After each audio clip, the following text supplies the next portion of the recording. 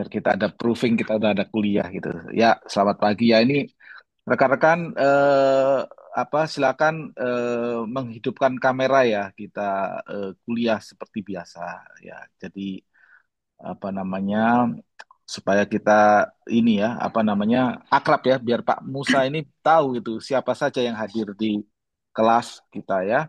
Dan sebagai pengantar ya, saya buka ya, Pak Musa ya. Ini mahasiswa-mahasiswa kami dari eh, apa namanya FEB ya, dari FEB.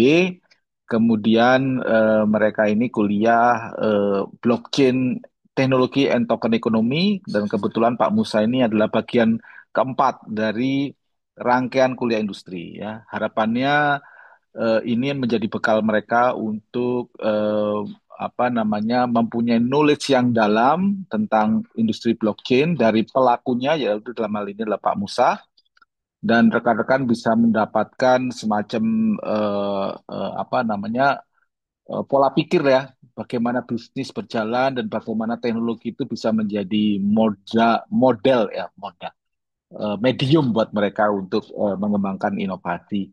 Nah, kebetulan nanti rekan-rekan karena kita kuliahnya di kuliah blockchain itu sudah mendekati selesai ya. Jadi harapan saya itu nanti akan banyak sekali apa namanya diskusi ya. Ya diskusi kan blockchainnya sudah ada knowledge-nya. Jadi diskusi-diskusi yang tentunya ditujukan ke Pak Musa yang sudah punya banyak pengalaman di industri ya.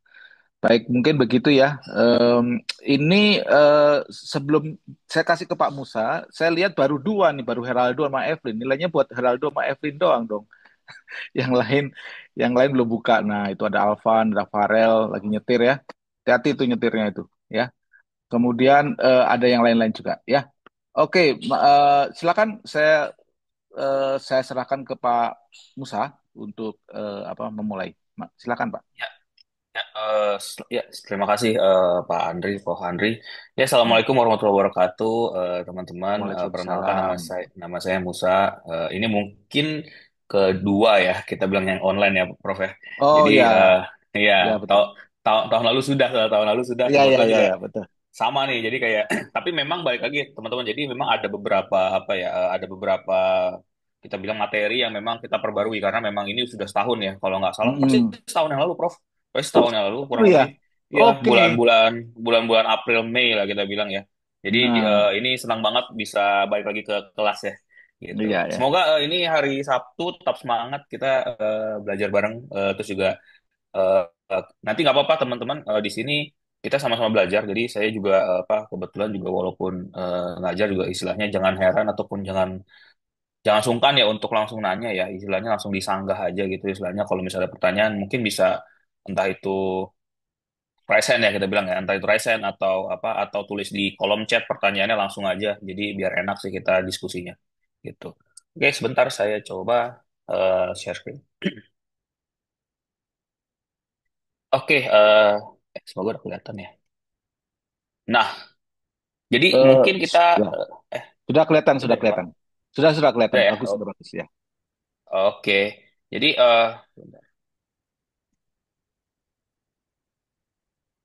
nah, ya, jadi tema kali ini sebetulnya kita ngebahas soal Ethereum, cuman bukan Ethereum soal harga karena menyesakan gitu harga-harga Hmm. Ethereum saat ini, terutama buat teman-teman yang lagi yang ada ya kita bilang ada investasi di apa di kripto ya, terutama di Ethereum. Juga mungkin teman-teman yang aktif banget di komunitas ya soal Ethereum ini memang ya, itu jadi misteri ya. Tapi di sini kita mau coba ngebahas soal dari balik dari teknologinya. Memang Prof. Andri ini mengencourage terus dari awal. Saya sebagai muridnya juga langsung apa ya istilahnya kayak belajar banyak dari beliau soal teknologi ini. Jadi kayak kita deep dive ke teknologinya. Juga teman-teman nanti bisa menghasilkan istilahnya karya-karya juga nanti ke depannya entah itu di bidang teknologinya ataupun di apa di bagian lainnya gitu. Jadi kita mau coba deep dive nih kayak apa sih yang sebenarnya dipikirkan oleh si yang bikin Ethereum yang salah satunya namanya Vitalik Buterin. Jadi dia itu walaupun memang Ethereum itu ada Ethereum Foundation dan dia juga apa banyak banget krunya kita bilang ataupun timnya. Tapi memang kan inisiasinya dari seorang Vitalik Buterin itu sebenarnya apa sih? Kenapa sih dia bikin Ethereum. Oke, jadi tapi memang ini sebelumnya ini eksklusif. Jadi aku sebenarnya dapat buku ini, namanya Vitalik. Semua kelihatan ya, Vitalik Buterin. Jadi ini tuh buku yang ditulis langsung sama Vitalik Buterin tentang proof of stake. Ini sebenarnya ya ini online of apa yang paperback ya kita bilang itu tuh ada. Jadi tapi memang semua informasi dari sini. Jadi aku jadi memang ini semua directly dari pemikirannya seorang Vitalik Buterin gitu.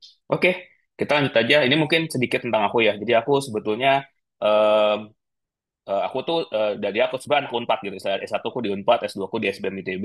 Terus habis itu aku belajar banyak soal blockchain sejak 2016 gitu. Blockchain, crypto, sampai ya aku juga ada berguru lah ke Prof Andri juga gitu. Ya, dari awal aku memang dari konsultan, terus habis itu sampai sekarang di crypto dari 2017, bikin exchange juga, sampai di 2021 ini aku juga dipercaya untuk di exchange juga. Nah, sebetulnya aku ada dua buku, sedang nulis dua buku, aku lupa lagi ambil, tapi ya ada lah. Tapi memang udah buku waktu itu udah dibagi-bagi juga ke sebelumnya, ke kelasnya Prof. Andri juga. Cuma nanti kita bisa diskusi lebih banyak ya, terkait dengan apa blockchain, terus habis itu terkait dengan NFT, crypto, dan sejenisnya. Gitu. Oke, sebelum kita mulai dari Ethereum, di sini aku mau jelasin satu hal. Nah, loh, kenapa nih kok kelasnya Ethereum tapi ngebahasnya Bitcoin gitu istilahnya? Kita harus paham kalau misalnya yang namanya teknologi blockchain atau teknologi sejenisnya itu berasal dari Bitcoin. Tanpa ada Bitcoin sebagai ya Satoshi Nakamoto lah, sorry, tanpa ada Satoshi Nakamoto, pihak yang membuat Bitcoin, maka tidak ada yang namanya blockchain atau apapun blockchainnya gitu. Apapun jenis proyeknya, bahkan Apsi Mudeng tuh yang token-token itu juga nggak ada gitu. Tanpa ada mereka, tanpa ada Bitcoin itu tuh nggak ada sama sekali. Kita harus paham kalau konsepnya Bitcoin itu memang sebagai peer-to-peer electronic cash system, yang mana pada saat itu memang digunakan untuk transfer value di satu jaringan yang memang dia transparan dan juga secure ataupun aman gitu. Kita tahu memang Bitcoin dari tahun 2008 ya diinisiasi dan 2009 mereka pertama kali ada gitu istilahnya di mining. Sampai sekarang Bitcoin juga masih ada. Berarti udah berapa tahun tuh? 15 tahun ya teman-teman ya. Gitu kurang lebih 15 tahun. Seperti itu. Nah, kita harus paham kalau Bitcoin itu nggak ujuk-ujuk ada. Dan Bitcoin ini tiba-tiba, wih, kok jadi kayak semacam apa ya? Semacam breakthrough lah kita ngomongnya di satu teknologi di keuangan gitu ya. Kita harus paham Bitcoin itu sebenarnya kumpulan dari teknologi-teknologi. Jadi si Satoshi Nakamoto itu invented gitu. Kita bisa lihat dari tahun 74 lah, mungkin ini correct me if I'm wrong ya. Jadi dari TCP/IP, mungkin kalau teman-teman ada yang ngulik dengan IT juga, teknologinya tuh dari TCP/IP di 74 oleh Cerf and Khan sampai kayak ada beberapa ya. Ini kita bisa ada beberapa lah. Di sini kita bisa nih ada Nixabo nih smart contract. Lalu ada Nixabo lagi BitGold. Jadi para ilmuwan ataupun para peneliti dan juga para founders ini tuh mereka coba ngulik teknologi-teknologi baru. Halvini itu adalah salah satu founders ataupun inventors yang dia satu apa ya, yang dia pertama kali menerima Bitcoin gitu.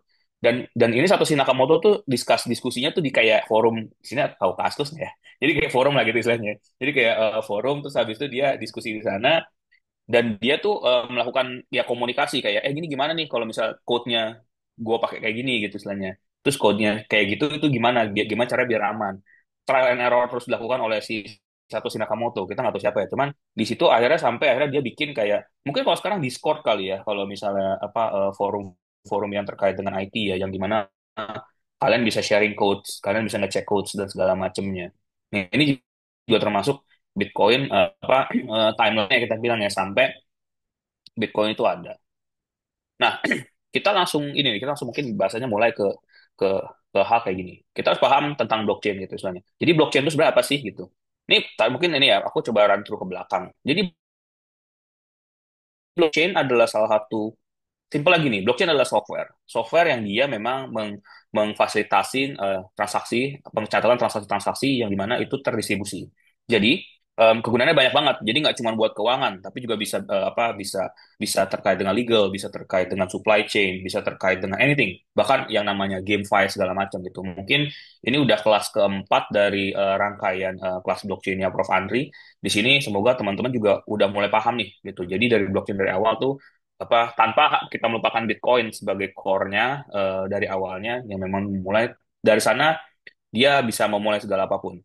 Nah, yang menariknya adalah istilah blockchain sendiri itu tuh sebetulnya tuh dibuat oleh komunitas atau kayak yang memang disepakati oleh komunitas yang dia apa ya kita bilang meng, memaintain ya kita bilang memaintain jaringan dari Bitcoin itu sendiri. Karena kenapa? Karena kalau kita baca di white papernya Satoshi Nakamoto Bitcoin itu terkait dengan kayak data ini tersimpan di dalam satu satu satu kumpulan blok yang dia akan tersusun rapi seperti chain gitu istilahnya. Jadi itulah dari kata itulah makanya disimpulkan oh ini ada satu teknologi atau jaringan ini itu tuh diberi nama blockchain gitu. Itu basic asal dari seperti itu. Memang blockchain bukan satu kata yang didefinisikan secara kamus, tapi ditemukan ya kita bilang di invented dan juga di apa ya disepakati oleh para para community seperti itu. Sorry. Nah, kita bisa lihat time frame-nya. Jadi dari awal itu kita harus paham blockchain itu adalah pencatatan. Jadi dia adalah distributed ledger. Ledger itu kan buku besar yang dimana dia isinya mencatatkan data. Nah, time frame dari blockchain sendiri kita harus tahu. Kita mungkin istilahnya mulai dari mungkin prasejarah kali ya, sekitar Circa. Kita ngomong Circa 2027 Masehi sampai 180 Masehi. Jadi kita bisa mungkin awal dari kingdom ataupun dari kerajaan-kerajaan di Romawi, di apa ya di Persia, di Romawi, di Arab sana gitu istilahnya. Yang namanya mereka mengenalkan namanya Prestipion. Prestipion ini kalau bahasa sana maksudnya adalah eh, pencatatan yang terdesentralisasi, maksudnya distributed ledger. Jadi kayak pencatatannya tuh terdistribusi di mana-mana gitu. Jadi dia itu tidak hanya berpusat pada satu satu satu pihak saja. Karena mereka tahu kalau misalnya dicatatkan di satu pihak, pasti kita perlu backup lah kalau kita bilang gitu. Tuh, ya kita bilang beribu tahun tahun beribu ratus tahun berikutnya fase pertama dari DLT ya distributed ledger technology itu mulai kelihatan tadi apa aku bilang ada Stuart Haber sama Scott Stoneter ini dia mencoba untuk merilis satu penemuan lah. Jadi gimana how to timestamp a digital document. Jadi ini tentang terkait dengan digital signature system. Karena kita tahu kalau yang namanya data itu kan butuh diverifikasi. Cara verifikasi data adalah dengan ya signature atau agree gitu istilahnya, consent. Nah, jadi si data ini apa si Stuart Haber sama Scott Snyder ini mereka lihat oh ternyata dibutuhkan beberapa komponen yang dimana dia untuk agree untuk si data ini untuk dimana untuk ya data yang diverifikasi itu agree seperti apa gitu dan tanpa harus dia tanda tangan basah kayak kita ngomongnya kalau ini tanda tangan secara langsung gitu. Nah, itu ditemukan di 91 sampai 2000. Nah, dari 2001 sampai 2008 ditemukan istilah konsep pertama dari crypto aset. Nick Szabo itu bikin yang namanya BitGold. Kenapa? Memang untuk pencatatan apa evolusinya di dunia keuangan. Tapi memang failed. Kenapa? Karena failednya pada saat itu si BitGold ini dia masih ada isu yang namanya double spending. Maka tapi memang balik lagi ya, semua teknologi itu pasti ada trial and error-nya. Baru di 2009 tadi di satu forum Satoshi Nakamoto, Hal ini itu tuh dan Nick Szabo juga tuh mereka bersaling berkomunikasi lah untuk mendapatkan satu ide fresh yang memang dibuatlah istilahnya Bitcoin. Yaitu balik lagi ya sebagai pionir dari segala apa kita bilang blockchain ya gitu.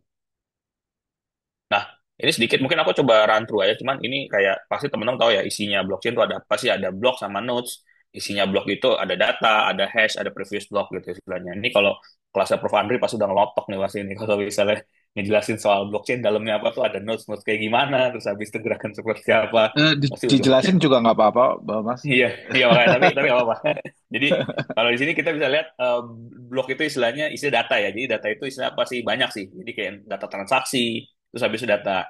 Yang dia data-data yang memang di trigger ya oleh jaringan tersebut gitu. Terus hash itu apa sih? Hash itu sebetulnya penanda sebetulnya. Penanda terkait dengan data tersebut gitu istilahnya. Jadi kayak misalnya contoh kalau kita kirim-kirim uang itu kan ada namanya transaction ID. Nah itu sebenarnya hash itu yang menandakan itu menandakan kalau oh ini transaction ID atau identitas dari transaksi tersebut itu dikasih hash gitu istilahnya. Nah, untuk ngeceknya itu adalah hash previous block ya. Jadi kayak kan hash itu saling apa ya bukan urutan sih kayak kayak bersinggungan lah kita bilang ya gitu di blockchain gitu. Makanya itu sudah apa yang dimasukkan ke dalam satu blok lah kita bilang gitu. Makanya ini dia yang bisa kita bilang block ini kayak jadi core-nya dari the blockchain gitu istilahnya. Jadi isinya apa sih? Ya, isinya data gitu.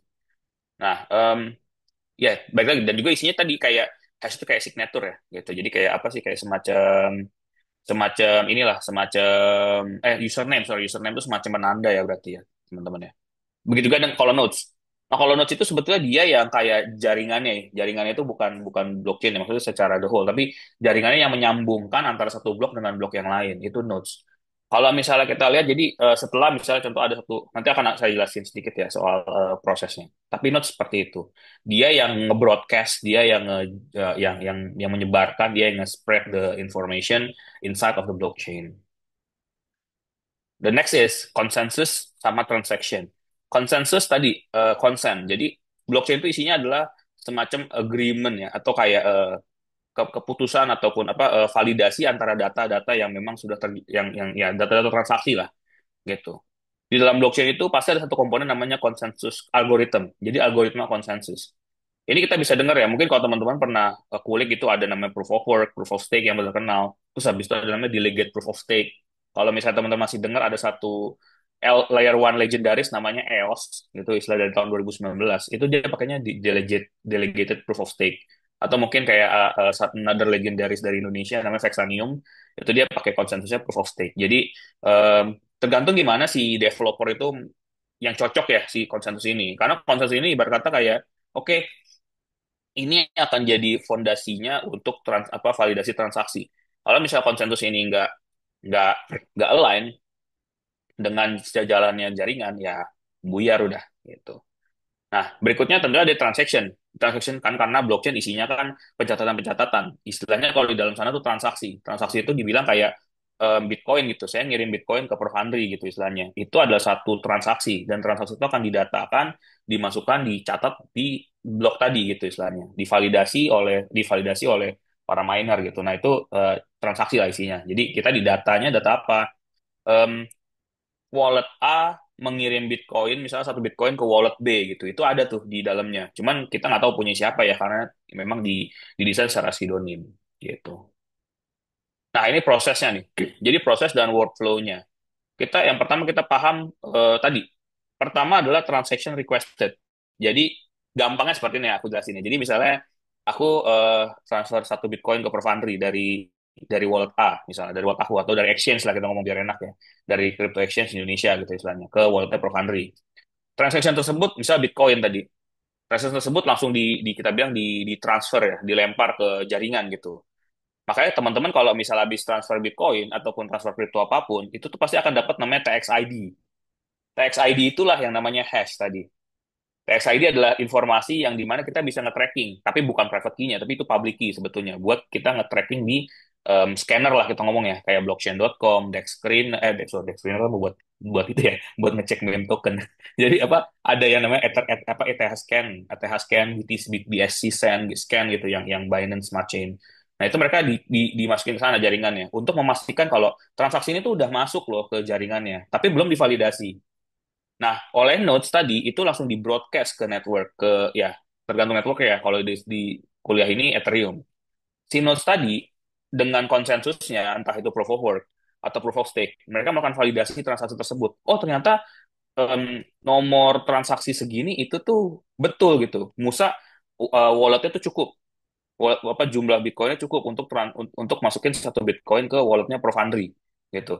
Akhirnya si tadi di Pierce tadi memvalidasi apa ya memvalidasi proses dari transaksi saya data tersebut divalidasi oleh nodes tadi lalu oke, deal ya jadi akhirnya sama nodes-nodes lainnya jadi kayak nodes itu ada kalau di Bitcoin tuh ada 750 ribuan nodes lah kita bilang sementara kalau yang di yang lain tuh blockchain Ethereum tuh juga sama pokoknya sudah besar lah jaringannya setelah divalidasi, maka transaksi-transaksi tadi kan ada kumpulan-kumpulan data kan, itu jadi kayak dibikin kayak satu blok lagi gitu. Jadi kita apa bikin kayak satu bundel lah, satu kloter lah kalau mungkin kalau kita bilang satu bundel, satu bundel, satu bundel, akhirnya itu jadi kayak satu blok baru yang dimana dimasukin ke dalam blockchain. Yang disusun lah, yang disusun jadinya kayak blockchain. Baru blok tersebut ya disebarkan lagi ke semua jaringannya. Proses blockchain seperti itu. Makanya ada approve. Blockchain ini kita harus paham tergantung jaringannya. Ada yang cepat sekali, seperti Solana, yang memang dia mengandalkan scalability. Ada yang so-so. kayak Bitcoin ya, jujur gitu istilahnya. Bitcoin tuh lambat kalau dalam bertransaksi, cuma memang masih lebih cepat daripada yang konvensional ya gitu istilahnya. Kalau kita ngomongin perpindahan aset ataupun value gitu. Nah, blockchain juga punya tipe-tipenya nih. Jadi eh, baik lagi, blockchain secara awalnya memang semangat itu adalah public ya, public permissionless blockchain. Setiap orang bisa pakai, setiap orang bisa berpartisipasi, setiap orang bisa baca terkait dengan apa si blockchain tersebut gitu. Nah, tapi memang ada beberapa tipe nih setelah teknologi itu kan bisa dieksplor ya. Ternyata blockchain itu juga bisa ada lagi namanya public permission. Public permission itu maksudnya apa? Jadi jaringannya itu bisa jaringan bisa diakses oleh siapapun, bisa dibaca oleh siapapun, tapi tidak bisa dipakai oleh siapapun gitu. Jadi kayak dibatasin gitu. Kita mungkin bahasanya diisolir, diisolasi gitu. Jadi let's say sebenarnya paling gampang adalah nanti akan kita jelaskan juga. Paling gampang kalau kita ngejelasin soal public permission itu adalah terkait dengan use case RWA. Aku nggak tahu deh, mungkin Prof. Andri udah pernah bahas use case RWA belum ya. Jadi kayak itu sebetulnya kalau misalnya dari regulator dari compliance regulatornya sendiri, memang mereka itu menyarankan untuk pakai public permission. Karena kenapa? Karena baik lagi ya, RWA itu use case yang memang sebetulnya dia tidak belum Web3 banget lah kita bilangnya. Dia baru yang sekedar yang namanya apa ya masih dalam pengawasan gitu. Karena bagaimana cara menyelaraskan antara underlying sama networknya, sama dia tokenize-nya kita bilang. Cara melihatnya seperti apa ya, pakai public permission. Sorry, ya kurang lebih seperti itu. Memang banyak banget yang kontra, tapi balik lagi ini tuh jadi setidaknya jadi satu step di mana use case dari blockchain tersebut tuh diadopsi. Yang ketiga itu private permission, itu private. Nah, aku juga nggak tahu deh kenapa private ini jadi ini ya. Pokoknya tapi ini gitu. Jadi paling paling tertutup lah gitu. Kalau istilahnya gini, bahasa bahasa simpelnya private permission istilahnya ada satu organisasi dia pengen pencatatannya lebih rapi, lebih terdistribusi, dia pakai blockchain misalnya. Ya udah, itu hanya di organisasi tersebut itu saja yang bisa membuka. Tapi juga permission yang pakai itu atau admin-adminnya itu juga tertentu gitu, nggak semua pihak di organisasi tersebut tuh bisa pakai apa jaringan tersebut. Yang keempat itu private permissionless. Jadi sama, tapi masih skopnya masih di satu organisasi yang dimana semua pihak yang ada di organisasi tersebut itu tuh bisa pakai blockchain tersebut atau jaringan tersebut. Gitu. Nah, ini sedikit soal arsitekturnya. Jadi memang mereka arsitektur di blockchain itu ada beberapa tier ya, kita bilang ada layer gitu. Jadi ada layer. Baik lagi, ini layer ini sebetulnya sampai di atas, di application layer. Teman-teman yang mau nge-develop blockchain itu tuh memang bisa memilih. Jadi nggak perlu kalau kita bahasa anaknya bahasa sekarang tuh nggak perlu disikat semua lah, nggak perlu dilibas semua gitu istilahnya. Pilih salah satu layer kalian, misalnya contoh kita pengen utilize atau menggunakan layer infrastrukturnya tuh kayak layer infrastruktur maksudnya layer one ya kita bilang ya kayak Ethereum, Bitcoin, Solana gitu. Bagaimana caranya kita bikin something atau develop sesuatu di atas jaringan tersebut. Makanya ya kita bisa lihat lah, ya kayak kayak kayak jaringan-jaringan layer one yang baru gitu istilahnya kayak mungkin apa ya Hyperliquid gitu atau mungkin jaringan-jaringan lain itu memang mereka walaupun mereka terinspirasi dari layer satu seperti Ethereum gitu istilahnya, cuma mereka coba mencoba untuk membuat segmentasinya sendiri gitu. Nah, sebenarnya di blockchain itu ada satu peristiwa namanya fork ya, the fork. Jadi fork ini sebetulnya adalah satu peristiwa atau event yang dimana itu terkait dengan pembaruan sebetulnya, kayak update gitu. The fork ini ya baik lagi, blockchain itu kan teknologi. Teknologi itu kan pasti nggak mungkin dia on the status quo ya kayak gitu-gitu aja. Pasti dia harus ada update-nya. Kalau misalnya kayak gitu-gitu aja ya, ya baik lagi mereka akan tidak bisa beradaptasi ke ke ke situasi yang terkini lah kita bilang gitu. Jadi the fork ini adalah penyesuaian, improvement on the blockchain performance. Ada dua fork, namanya soft fork yang dimana satu jaringan itu dia melakukan pembaruan ya kayak update inilah update aplikasi lah kita bilang ya. Dia tidak melahirkan aplikasi baru ataupun memisahkan diri gitu. Sementara kalau hard fork itu mungkin contoh simpelnya adalah kayak Bitcoin Lite, kayak Litecoin yang memang dia menggunakan jaringan Bitcoin yang dia tarik ya istilah kita bilang tarik dari jaringan sana membuat jaringan baru arah baru gitu. Jadi kayak permanent split gitu istilahnya. Mungkin kalau teman-teman tahu ada namanya Bitcoin apa ya? Bitcoin Cash ya, Bitcoin Cash ABC, ada Satoshi Vision segala macam gitu. Nah, itu salah satu dari hasil dari hard fork. Kenapa? Biasanya si hard fork ini adalah pihak-pihak yang di komunitas tersebut atau di mungkin pihak-pihak yang memang dia sudah menjalankan jaringan, let's say Bitcoin lah, paling paling paling paling sering ya gitu istilahnya, Bitcoin tersebut mereka ngerasa kayak kayak ini kayaknya gue bisa memperbarui deh gitu istilahnya, kayaknya gue bisa lebih baik lagi deh, bikin lebih baik lagi Bitcoin gitu istilahnya, dari jaringan yang pertama gitu, jaringan yang existing. Makanya mereka suka suka mencari inovasi ya, kita bilang tuh dari oke kita bikin sendiri deh, kita tarik, kita bikin hard fork, kita bikin jaringan sendiri gitu. Makanya kalau dilihat si Bitcoin Cash itu jaringannya apa? Secara secara awal itu tuh Bitcoin tetap. Cuman bentuk dari ya di dalamnya kayak gimana prosesnya itu udah lain-lain lah gitu. Gitu. Itu namanya peristiwa namanya fork. Nah, oke. Ini sebelum saya masuk ke Ethereum ada pertanyaan nggak? Silakan ya. Langsung aja saya kasih saya kasih eh, langsung resen atau seperti ini silakan. Nah, terkait dengan blockchain, mungkin kita sebelum sebelum nanti kita masuk ke Ethereum, silakan ya. Saya kasih Ayo, silakan ini teman-teman. Ada lima. yang ini tadi kan kalau di kelas saya nggak sedetail Mas Musa. Jadi ini kan detail nih. Ya, silakan. Nanti ada urusannya dengan RWA dan sebagainya ya. Ya, Ya, mungkin betul. mungkin belum lah, mungkin ya. Mungkin nanti Siap. nyambung mungkin. Ya, mangga Oke, Mas Musa. siap. Thank you, Prof. Jadi kita langsung masuk nih ke pembahasan utama ke Ethereum ya, gitu. Jadi, nah, kita bisa lihat lah, Ethereum itu sudah 2000 berapa ya? 2018, 2019 lah ya, 2018 lah ya kita bilangnya. 2018 tuh Ethereum sebetulnya sudah mulai di dilakukan gitu. Ini aku kasih ini memang berita-berita terakhir aja lah kita bilangnya. Mereka tetap upgrading gitu. Walaupun kita bilang Ethereum itu kan sebetulnya yang ada foundernya gitu, blockchain apa sebuah sebuah teknologi blockchain lah kita bilang, yang pengembangan dari Bitcoin sendiri itu yang ada foundernya. Ya memang founder itu udah pernah ketemu belum gitu. Aku udah pernah. Jadi kebetulan tapi memang dari beliau memang memang ya kalau dari aku sendiri beliau memang jenius sih si Vitalik ini. Jadi memang bisa think through, dan juga satu hal sebetulnya yang aku lihat dari founder-founder ya gitu istilahnya kayak Vitalik gitu istilahnya. Jadi mereka memang punya vision untuk berani mengeluarkan unpopular decision gitu istilahnya. Itu mungkin ini ya apa out of topic sedikit ya. Si Vitalik ini memang dia sering banget ngeluarin unpopular statement, unpopular decision gitu. Buat apa? Karena memang mereka masih ada sedikit idealis di how they are working gitu istilahnya. Kurang lebih seperti itu. Ya kita bisa lihat lah Ethereum kan sebagai em, kita bilang mungkin gini kali ya, platform blockchain yang terbuka ya, walaupun semua blockchain terbuka ya, Bitcoin juga terbuka, cuman yang lebih efisien dan lebih efisien untuk kita bikin aplikasi di atasnya itu tuh adalah Ethereum. Cuma mereka sadar kok udah jaringannya makin makin tua ya, dikalahin sama beberapa jaringan layer one lainnya gitu. Mereka ngerasa kayak gitu, kayak kayak Solana misalnya, terus habis itu banyak banget em, apa ya kita bilang, mereka-mereka yang belajar dari Ethereum terus akhirnya mereka bikin sendiri, develop sendiri jaringan layer one-nya, ya akhirnya seperti itu. Yang akhirnya ya mereka kayak merasa kayak perbaikan-perbaikan.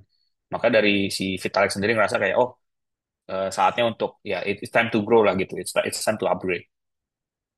Nah, ini sebetulnya deep dive thinking-nya. Kalau misal teman-teman baca buku yang Vitalik Buterin yang Proof of Stake, jadi menurut menurut buku Vitalik Buterin yang Proof of Stake ini nggak kelihatan. Jadi jadi awalnya gini, memang Vitalik itu pengen bikin, dia itu adalah penulis di Bitcoin Magazine. Jadi dia sendiri adalah Bitcoin apa ya? Ya dia memang sangat-sangat suka banget sama Bitcoin gitu istilahnya. Dan dia benar-benar aktif di waktu sebelum ada Ethereum ya, di awal Bitcoin gitu.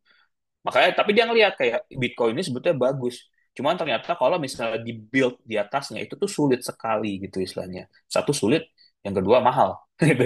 Jadi kayak ya kita bisa tahu ya gitu istilahnya. Makanya dia punya vision untuk bikin Ethereum itu sebagai an open source decentralized blockchain network. Jadi open source, kita bilang open source yang dimana semua orang itu bisa pakai gitu. Dengan bahasa pemrograman yang mungkin para developer itu lebih familiar, yaitu Solidity kan base-nya kan C++ ya, gitu. Kayak kurang lebih seperti itu Solidity. Lalu reasons why-nya kenapa? Ini yang dilihat. Baik lagi. Tadi yang pertama Bitcoin limited functionality. Si Vitalik ini ngerti, sadar kalau ya even Bitcoin is not perfect gitu istilahnya. Dia ada pioneer, tapi Bitcoin Vitalik ngeliat kalau Bitcoin ini oh kayaknya masih ada room room to improve lah kita bilang untuk Bitcoin itu. gitu. Sementara Bitcoin pengen lihat Vitalik pengen lihat lagi. Oh, ini ada yang namanya smart contract. Nanti akan saya jelasin apa itu smart contract gitu. Dia kayak bilang, gue pengen kayak bikin kayak satu platform yang dia bisa jalan sendiri gitu dalam tanda kutip ya. Agreement sana tuh jalan sendiri gitu. Yang dimana ketika orang melakukan apa ya, ya tadi yang melakukan perjanjian segala macam gitu atau melakukan apa generate note segala macam dengan nama smart contract itu bisa langsung terotomatis. Nanti akan ada konsepnya.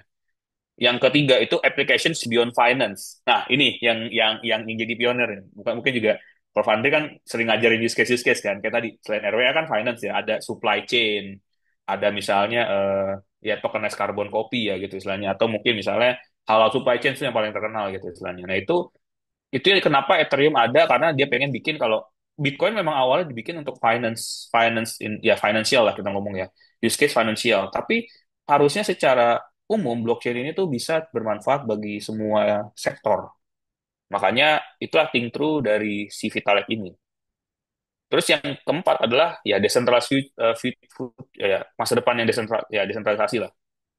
Ya, balik lagi ya dengan segala rumor layer one yang ada gitu. Kayak misalnya contoh, si layer one ini kan, let's say dari tokennya dikuasain sama sama foundernya gitu istilahnya. Tapi kalau kalau kalau Ethereum gimana? Memang Ethereum ya, ya balik lagi karena Vitaliknya masih idealis ya kita ngomong ya idealis ya, dia kan tetap seperti itu gitu istilahnya. Ya dia ya balik lagi ya, ini secara konsensus di foundationnya gitu. Makanya dia kayak ya ini akan jadi semacam core-nya dari Ethereum gitu.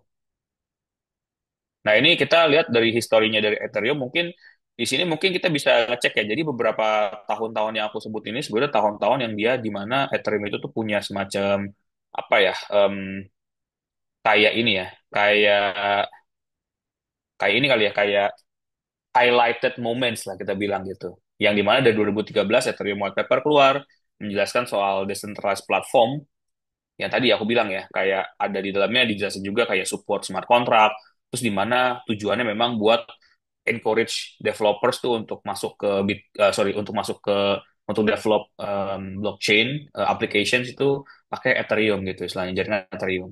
2015 secara nah menarik ya 2015 jadi gini di Ethereum ini sebetulnya mereka tuh crowdfunding teman-teman. Jadi Ethereum sendiri kan butuh uang kan atau ya ada namanya ICO kan initial coin offering. Ethereum sendiri itu sebenarnya crowdfunding. Dia crowdfunding itu si Vitalik itu pakai Bitcoins gitu.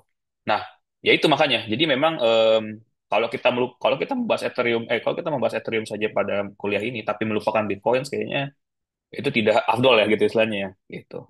Next di 2016 ada kesalahan lah di jaringan Bitcoin yang menyebabkan foundation saya itu tuh terpecah gitu istilahnya. Foundationnya tuh kayak orang-orang di dalamnya yang memang core timnya yang beberapa yang lumayan banyak orang itu terpecah. Makanya Pitpot ya memang ini trial and error ya, baik lagi ya. Setelah 3 tahun atau mungkin 2 tahun apa ya testing jalan gitu jaringannya, akhirnya ada sesuatu. Makanya ya tadi hard fork ya. Mungkin teman-teman ada pernah dengar nama Ethereum Classic ETC itu adalah hard fork atau tarikan langsung dari pecahan timnya yang foundersnya di Ethereum Foundations gitu. Nah di 2017 Ethereum sudah punya nama, mereka juga ada apa teknologinya. Ya, balik lagi Ethereum ada yang namanya Enterprise Alliance gitu. Karena Ethereum tadi itu fungsinya buat seluruh sektor, makanya perusahaan-perusahaan teknologi seperti Microsoft, Intel gitu istilahnya, dia ngelihat kayak Ethereum ini sebagai kayak mungkin kita bilang sekarang tuh kayak AI gitu, semua AI gitu. Nah, sama kayak blockchain gitu. Blockchain itu ya itu kayak teknologi. Jadi teman-teman harus paham, memisahkan antara konseptual blockchain, Ethereum deh gitu, Ethereum blockchain teknologi dengan Ethereum yang ada di crypto. It's a different part, it's a different thing gitu istilahnya. Kurang lebih seperti itu. Nah, 2017, masih 2017 itu ada ICO boom. Karena Ethereum punya istilahnya satu namanya satu program namanya Ethereum Request for Comment ERC kodenya 20 ERC 20 yang sekarang terkenal dengan nama jaringan itu dibuat untuk tokenisasi bikin token. Nah, token-token ini tuh sering disalahgunakan oleh pihak-pihak yang kriminal gitu. Mereka katanya bikin bikin project gitu istilah. Mereka bikin project, ngaku-ngakunya bikin bikin development ini, aplikasi seperti ini dikemas gimmicknya. Terus dia bikin tokennya buat dapat uang. Ya itu raise fund lah mereka. Dapat dapat uangnya tapi ternyata scam. Ya diambiarkan lah kita bilang gitu. Itu adalah yang terjadi di apa ICO boom gitu. Jadi di 2017.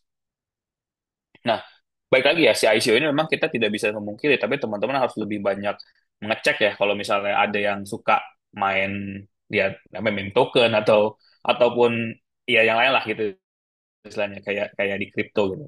Di 2020 akhirnya si smart contract itu menemukan bentuknya, ada yang namanya decentralized finance gitu. Kita bisa lihat smart contract ternyata bisa dibikin untuk lending, borrowing gitu istilahnya. Dan juga saling berbicara tuh dengan project lainnya gitu di smart contract yang kita tahu DEX ya, decentralized exchange.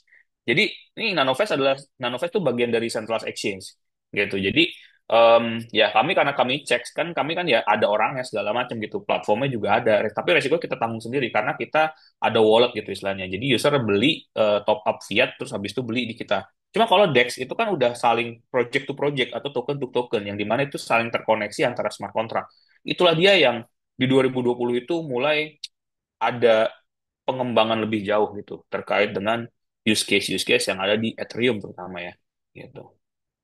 Nah, isinya dari Ethereum itu sebetulnya ini mungkin tadi ya sama seperti blockchain biasa, cuman memang ada beberapa hal yang memang menarik gitu ya atau khusus gitu. Misalnya contoh kayak accounts-nya gitu. Jadi kayak ada external own accounts, jadi karena mereka untuk apa ya use case di banyak hal, jadi mereka juga men-setting dirinya tuh tidak satu jaringan, mungkin bahasa kayak tidak satu jenis saja gitu. Cuma mereka ada banyak banget gitu istilahnya. Yang dimana ini bisa masuk ke private, ini bisa disetting ke public gitu istilahnya. Itu account-account yang kita ngomongnya gitu. Jadi itu bisa banget. Makanya di smart contract itu kalau teman-teman belajar, terutama kalau misalnya teman-teman ambil sertifikasi smart contract audit, itu tuh ada jenisnya namanya contract account. Jadi dilihat nih, sebenarnya ini tuh account kontraknya tuh buat apa. Kalau misalnya ternyata keluar nih, si smart contract yang buat satu ICO lah kita ngomong, kayak ada satu project mau ICO, dia nge-setting kontrak account itu ternyata untuk individual dan terbatas, nah itu harus dicek lagi gitu. Harus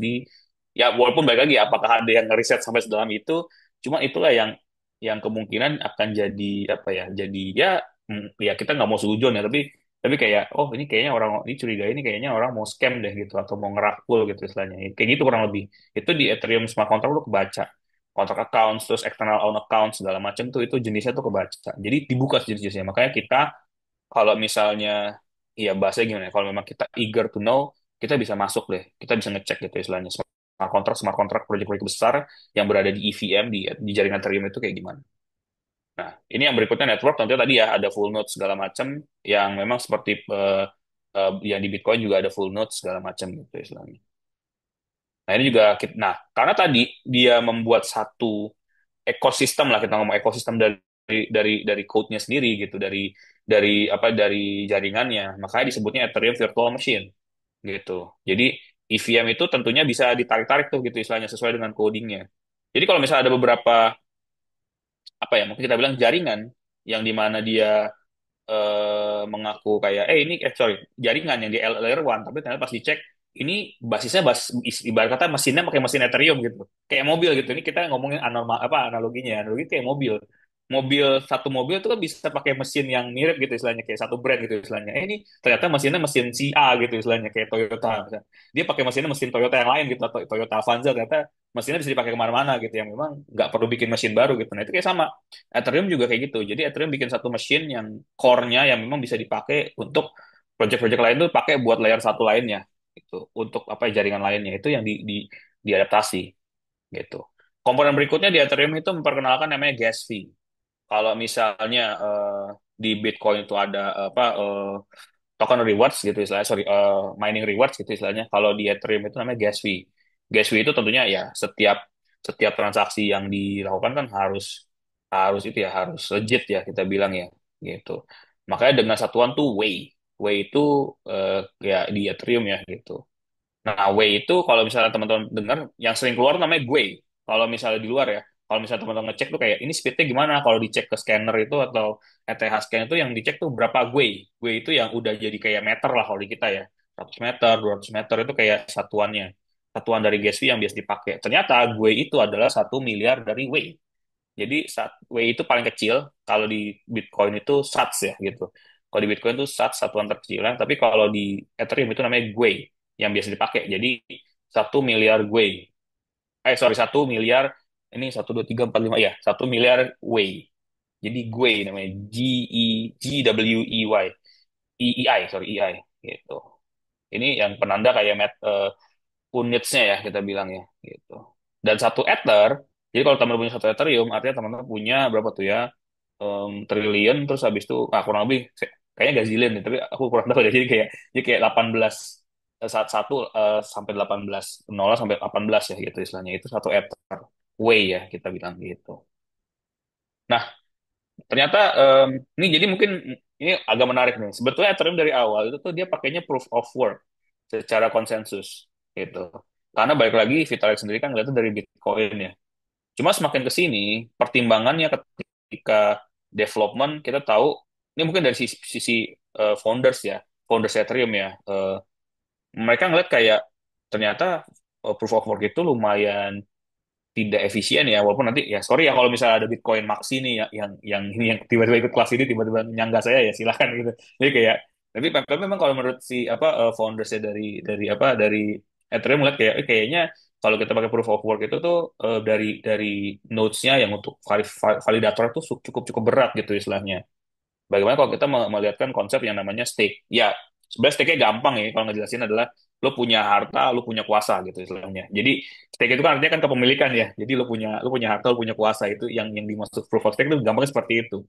Cuman akan jadi kan pasti akan pernah pertanyaan kan kayak lah, berarti kalau orang-orang kaya ataupun orang yang punya banyak Ethereum itu berarti dia bisa menguasai jaringan dong? Tidak seperti itu gitu. Memang, memang betul sebagai validator, tapi kan validatornya dia belum tentu dia bisa bisa mempengaruhi validator lainnya. Sementara validator ya Ethereum itu kalau kalian tahu staking gitu, istilahnya kalau kalian jadi validator kan minimal modal 32 ETH. Sekarang berapa sih Ethereum? 2000 lah anggap aja gitu istilahnya. 2000 kali 32 deh. Nah, modal kalian seperti itu $2.000 ya gitu istilahnya. Untuk masuk ke validator. Tapi di atas validator masih ada validator. Jadi bukan berarti orang-orang paling kaya itu bisa bisa menguasai jaringannya gitu. Mereka hanya menguasai Ethereum yang mungkin, tapi tidak bisa menguasai jaringannya gitu. Tapi memang ini untuk validasi satu transaksi saja gitu. Jadi kayak sebenarnya mining pool sendiri tuh ya mereka ngumpulin sorry mining pool, staking pool lah kita bilang. Staking pool itu tuh dia ngumpulin stake ataupun ngumpulin Ethereum ya buat jadi validasi. Kan kalau kita jadi validator kan kita dapat reward gitu. Sama kayak proof of stake kan gitu. Kayak kita di sini tuh kita ngasih kita kita mendeklar kepemilikan Ethereum kita, stake kita ke jaringan yang dimana diendapkan di wallet yang memang untuk di staking gitu istilahnya untuk jadi validator. Nanti kita bisa dapat beberapa lah kayak kayak sekian persen lah gitu. Cuma di sini kita tidak bisa mengkategorisasikan ini sebagai kayak deposito atau segala macam yang gitu. Ini beda sendiri gitu. Ini ada jaringannya sendiri lah gitu. So, ada mekanismenya sendiri dari dari jaringannya si Ethereum Proof of Stake ini gitu. Nah, ini perbedaannya. Kalau proof of work sama proof of stake itu seperti apa sih? Proof of work itu tentunya dia ada hardware-nya ya, kita bilang ada hardware-nya, ada mekanisme hardware-nya langsung. Yang dimana sih, kalau kalau kalian mau jadi validator, itu kalian sama aja kayak kalian jadi miners. Di sini mungkin aku coba, karena aku dari asosiasi juga, mungkin teman-teman pernah dengar Reku, pernah tahu yang namanya Mas Robi Reku, Pak Robi Reku itu, yang dari Reku, beliau itu tuh sebetulnya miner gitu istilahnya, mining. Dia sebelumnya Reku itu mining gitu istilahnya. Mining, mereka punya mining lah gitu istilahnya. Cuman ya karena dan itu mining ETH, tapi semenjak ETH jadi proof of stake, nah itu jadi beda lagi gitu mekanismenya gitu. Sama. Jadi tapi memang Bitcoin bertahan ke proof of work karena mungkin menurut menurut menurut Satoshi dari awal dan juga para maintainers-nya gitu atau nodes-nya itu ngeliat kayak ya proof of work itu memang paling cocok di Bitcoin karena mereka mengedepankan azas demokratis ya kita bilang ya gitu, demokratis dalam aset. Sementara kalau proof of stake kan tadi lo punya harta, lo punya kuasa gitu yang di dalam pikirannya dari persepsi dari mereka gitu. Ya baik ini terkait dengan energy consumption, terus juga terkait dengan rewards-nya tentu tadi ya kalau proof of work itu kan ada miners, miners itu yang dapatnya block rewards. Sementara kalau validator ya dapat tadi transaction fee dari validasi di jaringannya gitu istilahnya. POS sama POW ini proof of work atau proof of stake ini nggak cuma di Ethereum aja tapi banyak gitu istilahnya. Nggak cuma tapi bisa dipakai kalau teman-teman mau pakai apa? Mau pakai ini, mau pakai apa ya ibarat kata ya? em, mau pakai satu mau sorry mau bikin blockchain ya teman-teman bisa milih either pakai proof of work atau pakai proof of stake. Oke. Nah, ini terkait dengan smart contract. Jadi, pasti kalau kita ngomongin Ethereum ini harus dibahas tentang smart contract gitu istilahnya. Smart contract itu ya sebetulnya basicnya adalah kontrak umum ya yang terjadi di legal gitu istilahnya. Itu masuk ke ranah otomatisasi sebetulnya. Jadi balik otomatisasi dicek pakai em, apa ya? Mungkin kita bilang code ya kita bilang gitu. Di sini mungkin teman-teman yang dari mungkin teman-teman ada yang suka ngulik gitu istilahnya suka ngulik apa sih kayak tadi ya suka ngulik ini suka ngulik-ngulik IT gitu istilahnya kayak suka ngulik ke code. Sebenarnya basicnya gini how it works ini kayak simply kayak ini kan ada value nih. Jadi memang ini di atas ini tuh ada dibataskan value-nya. Jadi kontrak memori ini 1000 ini maksudnya angka ya gitu. Jadi kayak from transaction sender ini kayak wallet sender. Tuh datanya berapa? Value gitu istilahnya. Tuhnya ini maksudnya penerima ya kita ngomongnya ya gitu. Penerima. Value-nya berapa datanya. Ini udah mulai ke smart contract ya. If let's say kita ada transaksi jual beli gitu istilahnya. Aku mau beli gitu sesuatu gitu istilahnya. If nilainya di bawah dari 1000 atau sama dengan 1000 itu tidak deal. Makanya di stop. If. Makanya ini sebenarnya smart contract itu if and then. Sebenarnya jika maka. If kontraknya apa? Misalnya ternyata ada kontrak itu ternyata aku itu nggak ngirim sesuai dengan value-nya ya di stop gitu. Begitu juga dengan sama. Kalau misalnya secara jaringan atau secara kontrak tersebut dia tidak sesuai dengan apa ya dengan klausulnya kita bilang ya itu tuh akan di stop gitu atau kalau berhasil ya udah itu jadi milik saya gitu makanya yang namanya ICO itu ada misalnya kan kalau teman-teman pernah dengar ada namanya crowdfunding ya di ICO ya crowdfunding itu sebetulnya memang ini buat crowdfunding gitu istilahnya jadi crowdfunding itu sesuai dengan tujuannya misalnya contoh aku mau crowdfunding total misalnya 100 Ethereum gitu istilahnya ya. Aku butuh dana total 100 Ethereum, aku crowdfunding 100 Ethereum. Ada beberapa wallet yang ikutan tuh. Wallet-wallet ini kan tadi ya transaksinya kan dicatatkan kan gitu istilahnya. Si smart contract ini akan mendetek ataupun akan apa ya, menyimpan dari apa si wallet-wallet tersebut gitu istilahnya ke ya untuk program ini lah untuk program crowdfunding aku. Ketika crowdfunding aku ternyata hanya mencapai 75 Ethereum yang tadinya kita target 100 Ethereum, itu balik lagi itu akan dibalikin lagi. Makanya ada tipe-tipenya gitu, tipe-tipe smart contract. Yang dimana tipe smart contract itu ini udah ada template sebenarnya teman-teman ya. Jadi teman-teman nggak perlu nge-coding ulang gitu. Jadi udah template-nya malah udah ada platformnya untuk generate smart contract tuh kayak Gnosis gitu istilahnya yang memang dia ada beberapa lah yang memang menyediakan template-template smart contract gitu. Jadi teman-teman kalau mau bikin, oh, gue mau bikin apa token gitu, saya mau bikin token jaringannya apa, misalnya Ethereum gitu. Ya udah tinggal sedia Ethereumnya nanti tinggal di generate lewat lewat ya tadi kayak provider lah kita ngomongnya. Nah ini kayak basic smart contract, terus habis tadi crowd sell smart contract gitu yang dimana itu ada template sendiri. Nah, mintable contract tuh kayak NFT gitu istilahnya. Yang apa ERC 721 gitu istilahnya.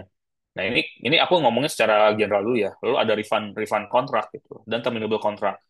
Sebetulnya gini, penggunaan smart contract itu sangat-sangat baik di bidang keuangan, terutama ya gitu. Apalagi let's say kalau ada perbankan dia mau menyalurkan kredit tapi meminimalisir apa ya istilahnya human error lah kita bilang. Kan kalau kredit harus dicek dulu analisnya segala macem ini itunya kan gitu diliatin gimana sih kolateralnya gitu. Tapi dengan smart contract itu bisa bisa di generate setelah itu semua selesai. Ya memang kalau masalah due diligence segala macam kalau ngecekin dokumen di kredit itu kan emang perlu waktu khusus ya. Cuman setidaknya untuk penulisannya, untuk distribusinya, asetnya itu tuh bisa lakukan di smart contract ini gitu. Jadi ya baik lagi ya ini use case dari smart contract ini. Nah tadi ya ini jalannya seperti apa sih gitu. Makanya identify agreement. Kita yang ngeset apa ya bahasa kita ngeset klausulnya ya atau workflow-nya gitu.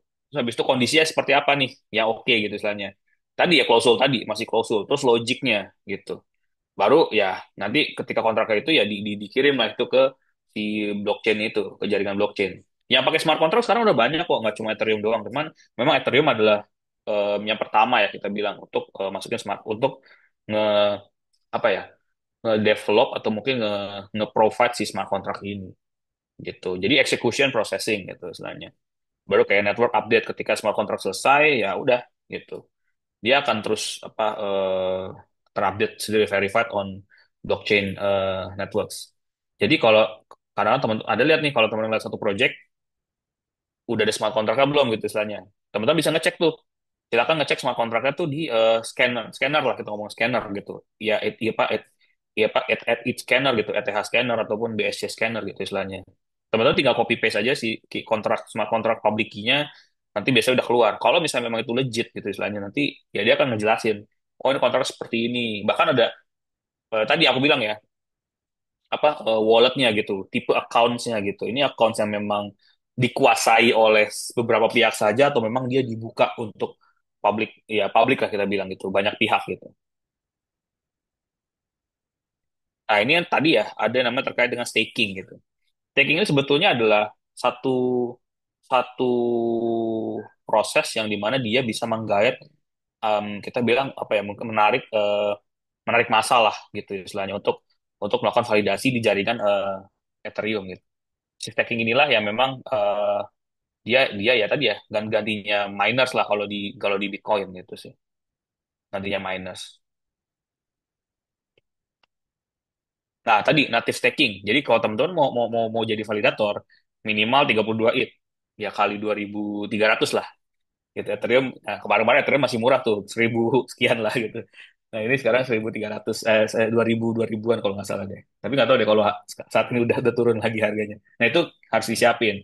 Nah tapi juga memang ada beberapa vendor atau beberapa teknologi provider itu dia bikin pool staking. Jadi dia ngumpulin dari orang-orang, bikin platform, ngumpulin orang-orang ya dia terus nge-staking di Ethereum network. It depends on the needs ya, tapi juga depends on the tujuannya si pool staking tersebut.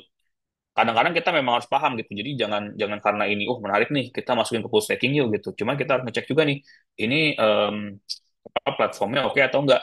Jadi jangan sampai ya kita kena kena scam lah gitu. Nah ini kita bisa lihat lah. Jadi validatornya tentunya yang punya stake, yang punya kepemilikan, dia nge-stake tokennya, dia ngirim tokennya di ini di apa ya di kalau validator tuh udah ada sebetulnya di apa di Ethereum sendiri. Cuma memang ini berupa coder ya. Jadi kayak kita nge-setting sendiri software ya. Cuman kan itu ya lumayan lah ya. Maksudnya lumayan secara setup juga lumayan apa complicated lah atau rumit gitu. Kalau buat kita yang kalau buat saya yang bukan orang IT gitu saja.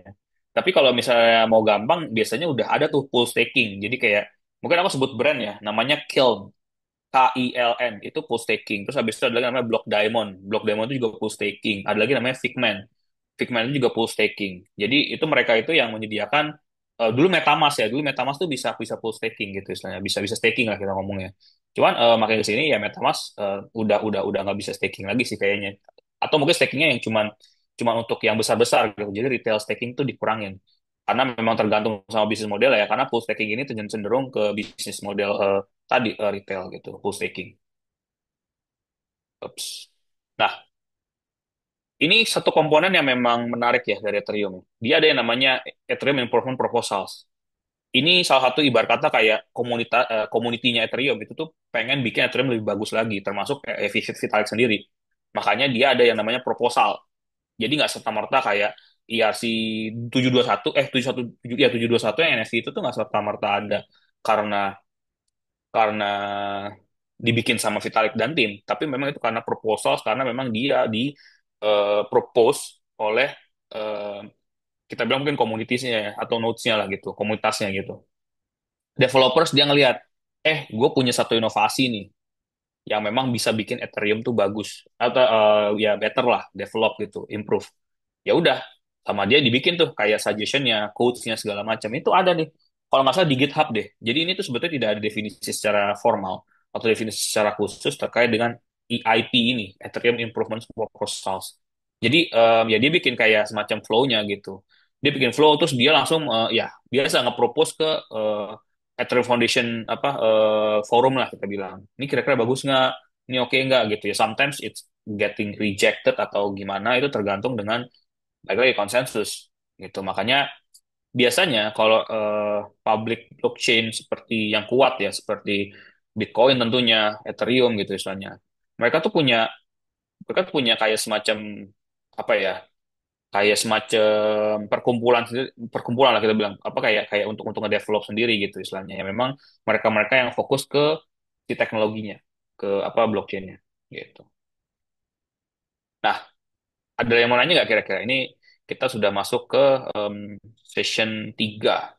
Jadi kita udah section 3. Silakan dari teman-teman yang mau nanya terkait tadi udah definisi-definisi terkait dengan komponen di Ethereum gitu, misalnya, atau mungkin yang blockchain gitu. Silakan. Ini kita sebelum masuk ke section ketiga berikutnya. Ayo, langsung Ya, aja. silakan rekan-rekan. Tadi rasanya Mas Musa lumayan detail ya. Sebenarnya banyak sekali kesempatan yang ingin bisa ditanyakan. Mangga, silakan. Yes. Mari. Pak, izin bertanya. Ya, silakan Heraldo. Siap. Sebelumnya ya terkait Ethereum ya. Jadi kan untuk Ethereum sendiri itu mempunyai beberapa inovasi ya Pak. Hmm. Itu contohnya kayak di apps, aplikasi terdesentralisasi, NFT, DAO, DeFi dan lainnya.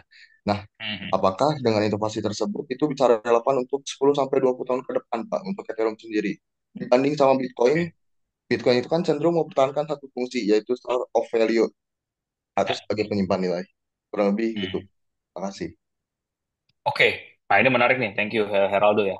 Ya, pasti tentunya baik lagi ya di ini tadi nih. Ya, sorry. Nah, ini tadi nih. Jadi makanya komunitas itu tuh ngelihat. Jadi ini masih relate nggak sih gitu istilahnya ya. Terkait dengan apa? Terkait dengan use case yang ada di Ethereum gitu istilahnya. Sampai sekarang yang masih relate apa sih? ERC20 pasti kan. Ini kita ngomong contract code-nya ya, smart contract code-nya ya, atau apa Ethereum request for comment lah. Kita bilang produk dari Ethereum. Apa ERC20, yang berikutnya NFT, terus habis itu apa lagi? Nah, ini ada lagi nih, misalnya contoh tergantung dari narasi yang ada. Misalnya kayak, oh tadi ada RWA gitu istilahnya. RWA itu ada kontrak code-nya sendiri, tapi memang kontrak code-nya itu jarang dipakai. Namanya ERC, aku lupa, nanti ada di belakang. Nah, jadi itu RWA gitu. Jadi makin sini tuh Ethereum tuh selalu mencoba untuk beradaptasi. Even Ethereum kan kalau kalian tahu ada namanya Hyperledger Fabric, Hyperledger lah. Hyperledger, terus habis itu ada namanya di apa Core Data Tree yang memang dia didesain buat private. Hyperledger lah paling besar gitu. Makanya untuk biar dia relate lah, biar dia relate dan juga dia bertahan sampai bahkan sampai selamanya gitu istilahnya. Ya memang mereka karena mereka baik lagi kenapa sih si Ethereum ini use case-nya banyak gitu istilahnya. Karena memang dari awal dia didesain untuk use case-nya banyak gitu. Tadi ya yang aku jelasin. Jadi Ethereum itu dilihat kayak oh di Ethereum kalian bisa bikin apapun. Itu vision dari si Vitalik ya. Jadi makanya kelihatan kayak lah ini Ethereum kok bisa kemana-mana gitu. Tapi memang seperti itu, didesain seperti itu. Ibarat kata kayak kayak internet secara penuh ya internet ya gitu kan, tapi memang balik lagi Bitcoin sendiri kan secara komun secara komunitas dia memang harganya, sorry, dia memang sering digunakan untuk store of value. Cuman Bitcoin sendiri kan ada yang pernah payment pakai Bitcoin nggak, atau pakai pakai Lightning Network nggak gitu istilahnya. Walaupun kita tahu ya Lightning Network, even ordinals yang BRC20 runes itu kan Bitcoin base sebetulnya dari apa dari use casesnya mereka gitu, yang Bitcoin ya kita ngomongnya gitu. Nah, baik lagi karena memang dari awal Bitcoin itu dia ada satu fokus gitu istilahnya, ya makanya improvementnya ini cenderung kelihatan ya kalau dari sisi kita ya kelihatan agak lambat. Cuman kalau Ethereum karena memang dia open source, bukan open source sih, digunakan untuk kemana-mana gitu, untuk bidang yang manapun gitu istilahnya, ya makanya cenderung kayak dia harus beradaptasi lebih cepat daripada yang lainnya kita ngomongin gitu. Makanya Ethereum sendiri kan kalau kata komunitas kan kayak atau komunitinya kayak terutama yang holdersnya ya, yang dia apa yang dia punya tokennya gitu kayak ini mau kemana sih gitu istilahnya kan kayak kayak ini gitu, masa kalah sama Solana yang digunain buat meme gitu, tapi balik lagi mereka punya segmentasi sendiri si Ethereum ini gitu. Silakan dari yang lain mungkin masih ada bertanya. Oke, Heraldo. Sip. Sudah. Itu Ini ada nih Alvan. ya, Ya, Alvan. skalabilitas. Oke. Nah, oke. Jadi ini menarik nih. Thank you Alvan. Jadi kita tahu memang Ethereum itu ada eh, ini kita ngomongin kita mungkin kita ngomong Ethereum dulu kali ya. Jangan yang ke yang lain dulu. Jadi Ethereum ada itu karena kenapa? Karena memang mereka si Ethereum ini melihat masalah skalabilitas yang ada di Bitcoin gitu. Harusnya memang ada satu hal lah yang memang bisa diimprove dari Bitcoin. Makanya dibikinlah Ethereum, si Vitalik sendiri yang ngomong. Jadi tetap lancar jika jaringan sedang sibuk. Itu makanya Ethereum itu tuh tidak terpaku pada satu speed, tidak terpaku pada satu skalabilitas. Kalau teman-teman nge-generate smart contract itu pasti ada pilihannya. Mau pakai yang same day service kita bilang yang paling cepat instan atau pakai yang paling lama gitu yang safer. Mereka semua ada gitu. Makanya itu ibarat kata kayak priority base-nya, dan itu memang ada di GitHub-nya. Mungkin kalau teman-teman ngecek di dalam itu ada GitHub-nya gitu. Baik lagi karena Ethereum itu skala bukan scalability kali ya. Karena Ethereum itu juga sama, node-nya juga luas. Cuma memang baik lagi karena keperluannya juga banyak, mereka pasti akan ada priority. Cuman cara nge-solve seperti apa? Memang saat ini masih di trigger base dari prioritas tersebut. Kayak lo mau milih jaringan apa, pelayanan apa nih? Pelayanan same day service kah? Instan kah? Atau reguler kah? Kayak gitu. Masih kayak gitu memang dari mereka untuk kita ngomongin kelancaran di jaringan ya di Ethereum gitu. Aku lanjut dulu ya. Jadi thank you teman-teman. Kita lanjut ya. Jadi kita udah masuk nih ke section berikutnya itu Ethereum dan implementasinya. Tadi mungkin kita udah bahas beberapa juga sedikit ya. Kayak ada RWA, ada apa gitu. Nah, sekarang mungkin kita basic kayak decentralized apps gitu. Decentralized apps itu yang bedain apa? Ini mungkin cara paling gampang itu DEX ya teman-teman ya. Decentralized exchange lah. Jadi DEX itu kan saling mengkoneksikan smart contract dengan smart contract gitu. Jadi kalau kita lihat di tampilannya itu tuh kayak apa ya? Kayak kosongan gitu istilahnya gitu. Walaupun sekarang banyak banget ya kayak yang mungkin yang bikin apa sih eh yang bikin improvementnya ya kayak Hyperliquid. Kalau teman-teman tahu satu project namanya DYDX itu dia ngeluarin dia juga lumayan besar itu DYDX itu yang di global itu memang dia adalah salah satu di apps gitu decentralized applications gitu decentralized applications yang memang dia dari jaringan EVM dan jaringan Ethereum yang memang dia fokus ke DEX gitu, decentralized exchange. Intinya gini, itu connect cara kelihatan dari decentralized application itu adalah ketika kita sebagai user itu tidak dianggap sebagai user. Maksudnya apa? Let's say kita itu uh, register atau login kalau kita punya walletnya, wallet Ethereum di sini. Walaupun memang sekarang banyak ya wallet yang bisa nge-identify itu dari email gitu istilahnya. Cuman untuk decentralized sebagai sebagai apa ya, sebagai vision of decentralization itu kita kita connect itu bukan pakai email tapi pakai wallet kayak MetaMask, Trust Wallet gitu ya, non custodial wallet lah gitu. Karena kenapa? Karena decentralized. Decentralized ini maksudnya apa? Jadi kita kalau kita ngomongin DEX lah, decentralized exchange gitu. Si DEX ini tuh kan dia kalau kita lihat operate kan dia no risk, tidak ada resiko sebenarnya dari yang developer. Karena kenapa? Ya asetnya di user, kalau transaksi juga ke user. User juga kan connect-nya kan kalau dia punya aset. Jadi kalau itu nggak usah top up fiat atau segala macam, tapi dia langsung aja kita bilangnya swap ya, menukar dari satu satu satu token ke token lainnya yang memang dia kan udah koneksi sama smart contract itu DEX gitu. Sama, jadi kayak front layer itu sebetulnya depends sama kegiatan itu gimana kita pinter-pinter UI design aja gitu kan kalau si DEX itu ya. Cuma memang kelihatannya dari di back end-nya gitu. Nggak bisa tuh langsung kayak kita masukin satu server database yang sentralisasi ya, kita bilang server server sentral gitu. Sementara kalau decentralized applications, mungkin teman-teman tahu ya, yang ini kita ngomongin jaringan sebelah dulu deh, kayak Ton gitu, misalnya Telegram, di Open Networks. Itu kan punyanya apa yang founder Telegram kan. Di Open Network itu karena dia tahu dia punya Telegram sebagai media gitu. Telegram itu jadi medianya gitu. Karena mereka tahu nih kalau mereka cuma nyediain jaringan doang kayak Ethereum, ini UI-nya gimana gitu. Maksudnya kayak ini cara pakainya gimana. Makanya si Ton ini dia memanfaatkan aplikasi si Telegram tapi memang dia di dalamnya ada jaringannya gitu. Jadi si Telegram ini sebetulnya menariknya itu tuh dia udah decentralized app sebetulnya gitu istilahnya. Karena dia udah berada di jaringannya si Ton di open network tadi gitu. Ya ada lah beberapa yang kayak mungkin teman-teman suka ngikutin ya kayak yang Ton ya kayak dulu ada apa Monster Combat ya kalau nggak salah Monster Combat kan yang di tap gitu kan yang mini app yang ada di Telegram gitu. Nah itu termasuk decentralized apps gitu istilahnya. Cuman memang dia jaringannya di Ton di Telegram. Sorry di open network gitu. Nah, ini sama nih kalau Ethereum memang kenapa sih orang-orang ini pasti akan banyak yang nanya ya, tapi kita coba discuss deh teman-teman. Kenapa sih Ethereum kenapa sih orang lebih milih alternatif gitu? Solana, Ton gitu, Hyperliquid gitu. Kenapa? Ada yang bisa kasih argumen nggak ke saya atau ini nggak? Silakan teman-teman. Jadi biar ini kita coba diskusi. Gitu. Ya, siapa yang kira-kira bisa beropini?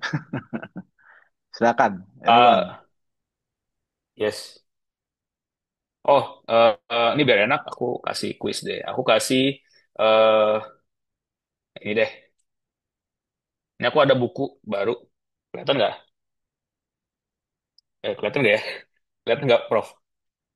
Eh, Kayaknya Ini eh, ini atau ada apa judulnya apa? Saya cariin di itunya. sebentar, Ca- sebentar. Oh ya, sebentar, sebentar. Ini ini deh aku matiin ini dulu. Iya, ya Aku boleh boleh. matiin, sudah. Aku matiin. Jadi biar lebih enak nih, biar lebih termotivasi. Aduh, mana sih? Nah, aku coba eh adjust background dulu ya. Nah, Ya, oke. Eh, ini ada namanya eh, numbers numbers go up. Namanya numbers go up. Numbers go up. eh, Ini ya, numbers go up. Ini numbers kalau go up. kalian tahu, ini adalah buku yang dipakai oleh eh, trial ya, pengadilannya Amerika untuk mengadili Sam Bankman-Fried. Ada yang tahu FTX? Hmm, Jadi ya buku ya ini ya. adalah isinya tuh bukti-bukti pengadilan. Ini menarik sih. Tapi ya walaupun ini bukan blockchain ya, tapi ini buku-buku ini buku menarik. Nanti akan aku pilih satu orang yang memang bisa tadi argumennya, yang argumen paling bagus. Ini masih masih baru, masih masih di plastik. Nanti aku kirim ke alamat kalian deh nanti. Mungkin nanti aku minta ke Prof Andri yang apa yang tadi yang mahasiswanya yang bisa kasih aku argumen menarik ini. Oke, ini sih oke banget sih gitu. Ini Itu udah di ada satu tuh udah jawab, Mas. ZK Fox. Coba itu ya presentasikan langsung di ini open Iya mic ya. kalau bisa. Mangga, Evelyn. Evelyn ada? Evelyn, oke. Oh, Pak, yang Ya, saya kau. cari di internet sih, Pak, Ini jawabannya nggak apa-apa. Solana-nya tuh katanya gas fee-nya itu lebih rendah dibanding Ethereum dan kecepatannya tuh lebih cepat gitu. Oke, terus akhirnya, Akhirnya mungkin itu kelebihan dari Solana dibanding Ethereum-nya. Mungkin. oke. eh aku tampung dulu ya. Dari Tampung yang dulu. lain silakan. Ya, ya mungkin nggak apa-apa. Ini kita discuss nih. Siapa anyway mungkin buat Prof Andri juga dan teman-teman menarik kayak di sini aku juga sebetulnya dari Prof Andri aku izin ya kayak mengundang dari publik juga ya untuk ikutan kuliah ini gitu istilahnya tapi feel free aja ya jadi kira-kira anyway yang tadi tuh yang ini buku ini khusus mahasiswa dulu ya karena aku pengen mahasiswa lebih lebih lebih ngerti gitu terkait dengan terutama terkait dengan business exchange ya silakan buat teman-teman mahasiswa. Maaf Izin Pak, Pak. boleh diulang Izin Pak. pertanyaannya Pak? Ya tadi ada. Oke, Saya. kan sebentar. Aku Alvan, ulang pertanyaan dulu ya. Oh, oh. Aku ulang pertanyaannya. Jadi pertanyaannya yang pertama adalah, sorry bukan tanya. Pertanyaan intinya ada gini. Kenapa orang-orang lebih sorry developer lah ya, bukan orang developer itu mencari alternatif ya daripada untuk terutama untuk bikin di apps ya, decentralized apps selain di jaringan Ethereum gitu. Tadi siapa? Alvan, siapa? Tadi yang mau jawab Alvan, tapi sebelumnya Evelyn. Jadi seperti Oh Evelyn ya, kemudian Alvan. ya Evelyn udah tadi. Yang Alvan tadi ya yang mau jawab ya. Yes, Silakan silakan. Alvan. Oh nggak Pak, tadi saya nanya pertanyaannya. Tadi Renaldi mau jawab. Oh ya udah. Oh, Oh ya udah. Oke Renaldi. Ya Renaldi silakan. Ya Pak, maaf itu Pak. Tadi jawabannya mirip-mirip kayak Evelyn, cuman saya tambahannya itu karena soalnya kan apa tentang apa tentang token yang apa mengatur transaksi kan, sehingga perlu apa gas yang cepat dan murah juga. Terus kedua karena ini sebuah alternatif, maka trafiknya juga Pak bakal lebih regang gitu daripada apa yang utamanya gitu, yang itu. Jadi itu mungkin Pak jawaban saya penambahannya. Terima Oke, kasih. oke, oke, oke. traffic ya. Oke. Ya traffic ya. Oke, siap, siap. Oke, nanti aku umumin di akhir session ya, biar penasaran kalian. Siap, siap. Oke. Nah tadi ya, ya itu banyak sebetulnya. Tadi thank you juga ya buat Evelyn, buat Rinaldi ya, gitu, sama teman-teman. Tapi balik lagi kalau mau nanya langsung aja. Nah, ya, baik, ya, makanya tadi ini, makanya tadi Ethereum terus terus melakukan upgrade ya, gitu. Karena banyak banget tuh alternatifnya gitu. Kita kalau ngomongin di apps itu, akhirnya walaupun memang mereka yang sebagai pionirnya, mereka yang ngasih apa ya bahasanya, yang ngasih ngasih open ya, yang buka jalan lah kita bilang sebagai pionir yang buka jalan dari development si decentralized apps ini, ya itulah makanya mereka apa. Nah, Nah, itulah makanya mereka coba untuk bertahan lah kita bilang ya, bertahan di industrinya gitu istilahnya. Kurang lebih seperti itu. Oke. Nah, ini berikutnya nih use case-nya yang paling hype di Indonesia, di dunia, namanya tokenization. Tokenization itu nggak cuma terkait dengan RWA ya, tapi tokenisasi itu ya token. Tadi ada yang namanya ICO gitu. Gimana caranya mereka bikin issuing salah satunya ya buat digital representation aset dari satu aset. Aset yang misalnya contoh tadi buku gitu istilahnya, buku aku tokenize gitu istilahnya itu satu. Terus juga non tangible assets ya gitu kayak mungkin kita tahu ada namanya intellectual property. Contohnya apa? Labubu gitu istilahnya. Labubu kan intellectual property sebetulnya atau gampangnya Pokemon gitu, Doraemon gitu istilahnya. Itu kan sebenarnya intellectual property dari hasil mahakarya dari ya pengembangnya lah gitu. Nah, itu atau bahkan identitas atau data itu juga ya termasuk aset lah kita ngomongnya. Jadi nggak cuma art atau property. Use cases-nya apa? Ya kita bisa, mungkin teman-teman pernah dengar yang namanya stable coins kan? USDT, USDC, itu sebenarnya tokenize uang lah kita bilang. NFT tadi, sama security token. Security token itu sebetulnya kayak representasi dari saham atau kepemilikan satu aset yang kita bilang mungkin non liquid. Nah, di tokenization itu ada tadi aku bilang ada namanya token standard. Token standard itu ini kayak semacam eh, guidance untuk membuat satu use cases gitu, token standard namanya. Tadi yang paling sering apa sih ERC20, ini kan Ethereum ya, terus ada lagi ERC721 yang buat NFT gitu, yang dimana itu di issue tokennya tuh dikeluarkan, dipublish hanya dirilis hanya satu smart contract satu token. Jadi itu udah satu smart contract, satu kepemilikan, satu token. Tadi makanya kan kenapa sih ada 721 ini? Karena Ethereum kan tadi ya bisa disetting kan accounts type-nya bisa disetting di smart contract. Jadi ini kita coba maju mundur ya materinya, tapi seperti itu gitu. Ada lagi yang dimana dia hybrid gitu istilahnya. Yang dimana dia bisa utility juga. Sorry, dia bisa utility kayak ERC20, bisa juga kayak non fungible tokens gitu istilahnya gitu. Ya, makanya layer one lainnya seperti Binance, BSC ya, sorry, BNB Smart Chain, BSC, atau token standar Tron gitu istilahnya, TRC ya. TRC, itu kan mereka kalau kalian paham sejarahnya, si BSC, BNB Smart Chain, adanya BNB sama Tron, kan mereka IBM base awalnya. Mereka tuh bikin mesinnya tuh pakai Ethereum gitu, sebelum akhirnya mereka bikin jaringan sendiri. Mereka connect sendiri gitu. Ya, ya kita tahu lah BNB Smart Chain kan di belakangnya Binance kan gitu istilahnya. Binance memang awalnya tuh kayak IEO gitu, dalam kutip ya, IEO gitu. IEO itu yang kayak dia collect something gitu. Maka sempat ada pertanyaan nih, bener nggak sih ini Binance takutnya habis itu nge-scam. Itu 2019, teman-teman. Gitu. Ini kalau 2019 sudah ada teman-teman yang udah mulai mengikuti kripto gitu istilahnya, itu Binance itu ada namanya initial exchange offering, yang dimana keluar itu BNB. Tapi akhirnya mereka sadar, ya CZ lah terutama yang founder itu ngerti kayak, nggak mau saya cuman sekedar ini doang, cuma sekedar kayak ya bahasa uang uang uang gue udah banyak, ngapain gue bikin kayak gini lagi gitu istilahnya, kayak bahasa kayak gitu kan, mendingan dia bikin sesuatu yang memang bisa digunakan. Akhirnya dia bikin lah BNB gitu, BNB Smart Chain, sorry, bikin smart chain-nya gitu istilahnya. Jadi dia nggak cuman crowdfunding aja. Ya kalau Justin Sun emang dia semangatnya semangat ini sih, apa ya Justin Sun ya dari Tron itu memang dia semangatnya semangat apa ya, mungkin semangat inovasi kali ya kita bilang gitu. Nah, ini tadi aku bilang prosesnya initial of coin offering gitu istilahnya, yang dimana ya teman-teman bisa lihat lah ada beberapa, ya biasanya kalau teman-teman nyari proyek-proyek mau cuan cepat gitu istilahnya kan, di komunitas nyari-nyari yang nge-call gitu istilahnya, ini siapa lagi nih yang lagi raise fund nih, biasanya di pump gitu kan. Inilah, tapi balik lagi ya, resiko ditanggung masing-masing gitu istilahnya. Ya kurang lebih seperti itu. Oke, nah ini yang berikutnya. Ini RWA gitu. RWA ini sebetulnya lagi sangat-sangat menarik ya dibahas di Indonesia sama di luar negeri gitu. Kebetulan aku juga lagi ngikutin RWA, dan juga Nanovest juga kita kita dari satu ekosistem RWA yang sudah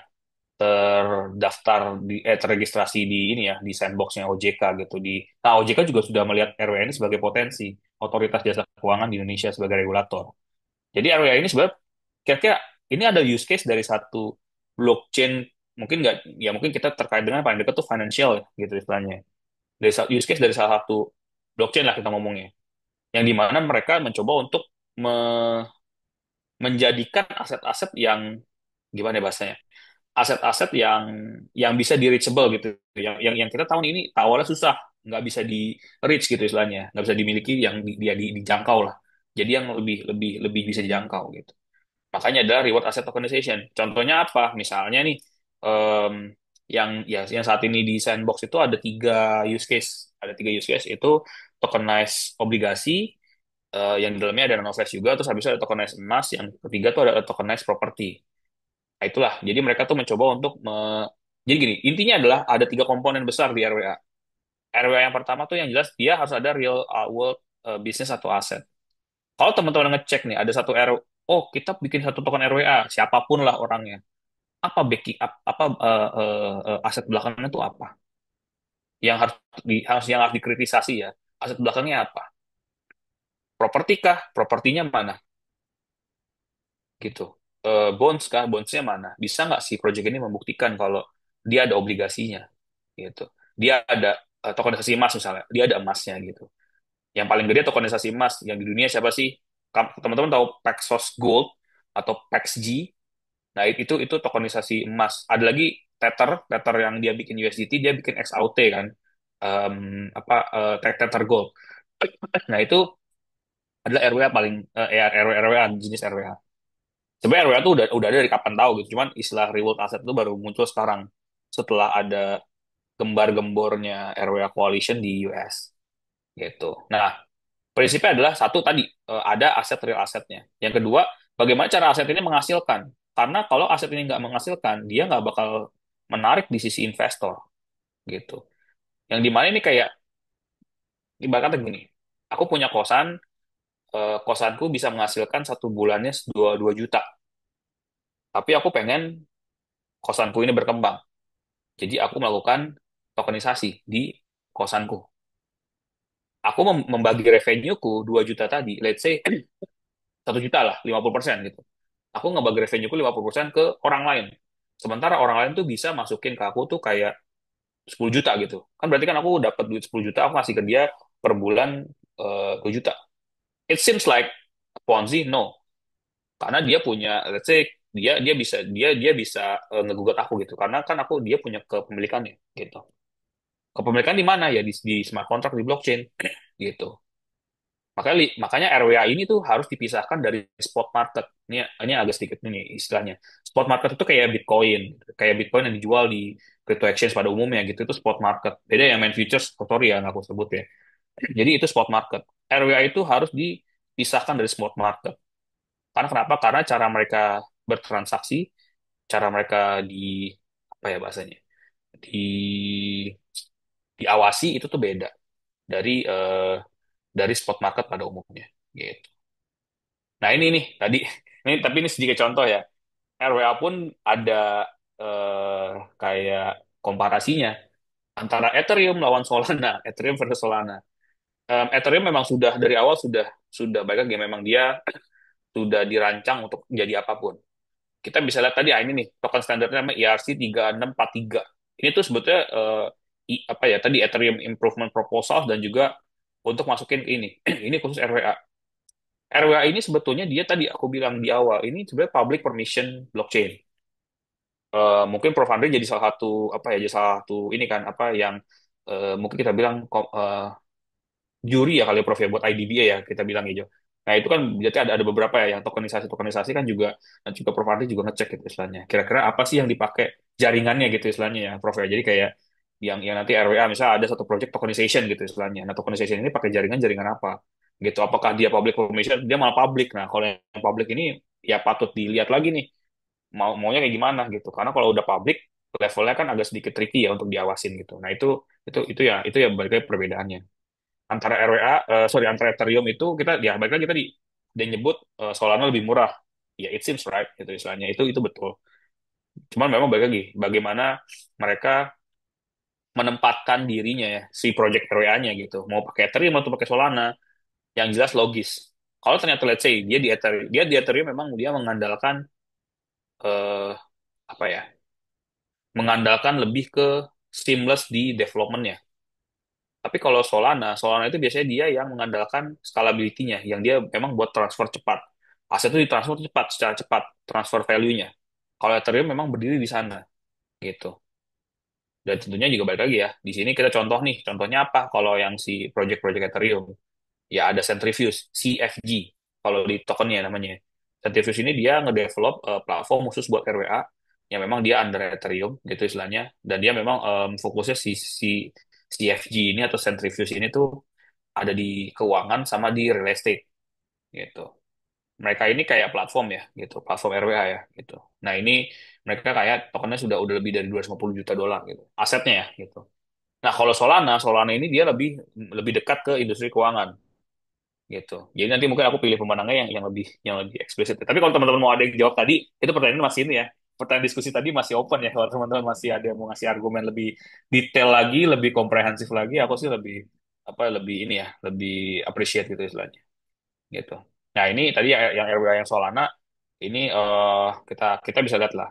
Solana itu cocoknya di mana sih gitu. Ini ada Ondo, proyeknya Ondo. Teman-teman bisa ngecek Ondo Finance itu benar-benar purely RWA fokus on financials. Ondo itu underlying-nya itu Beedle. Beedle itu tokenized bonds. Jadi tokenisasi bonds, obligasi di Amerika ya.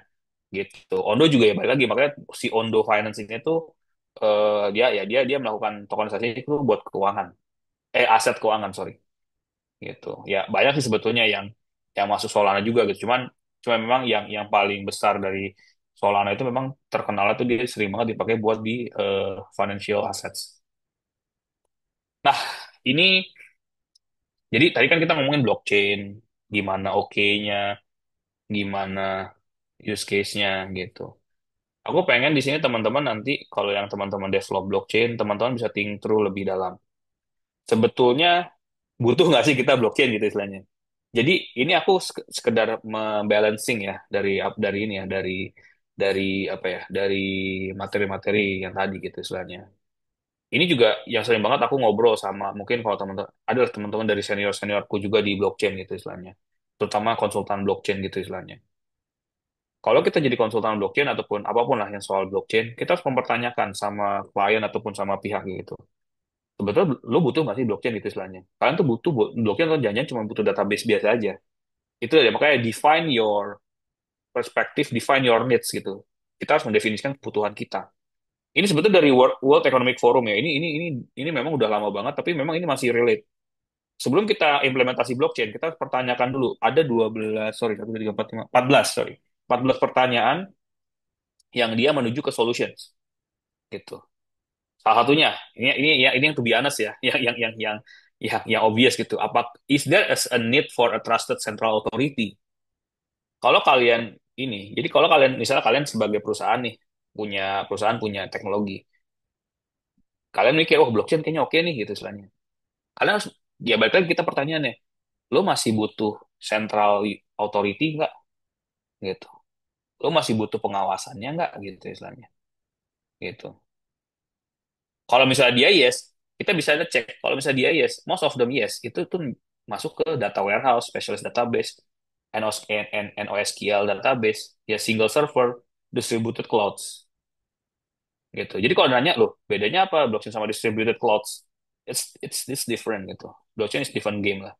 Cuma kalau misalnya dari awal kita needs-nya kayak gue pengen bikin blockchain tapi gue pengen apa ya, pengen ya balik lagi you still need a central authority. Central authority means kayak ada satu orang satu pihak yang dia yes or no gitu aja yang dia bisa ngeintervensi seluruh jaringan itu central authority.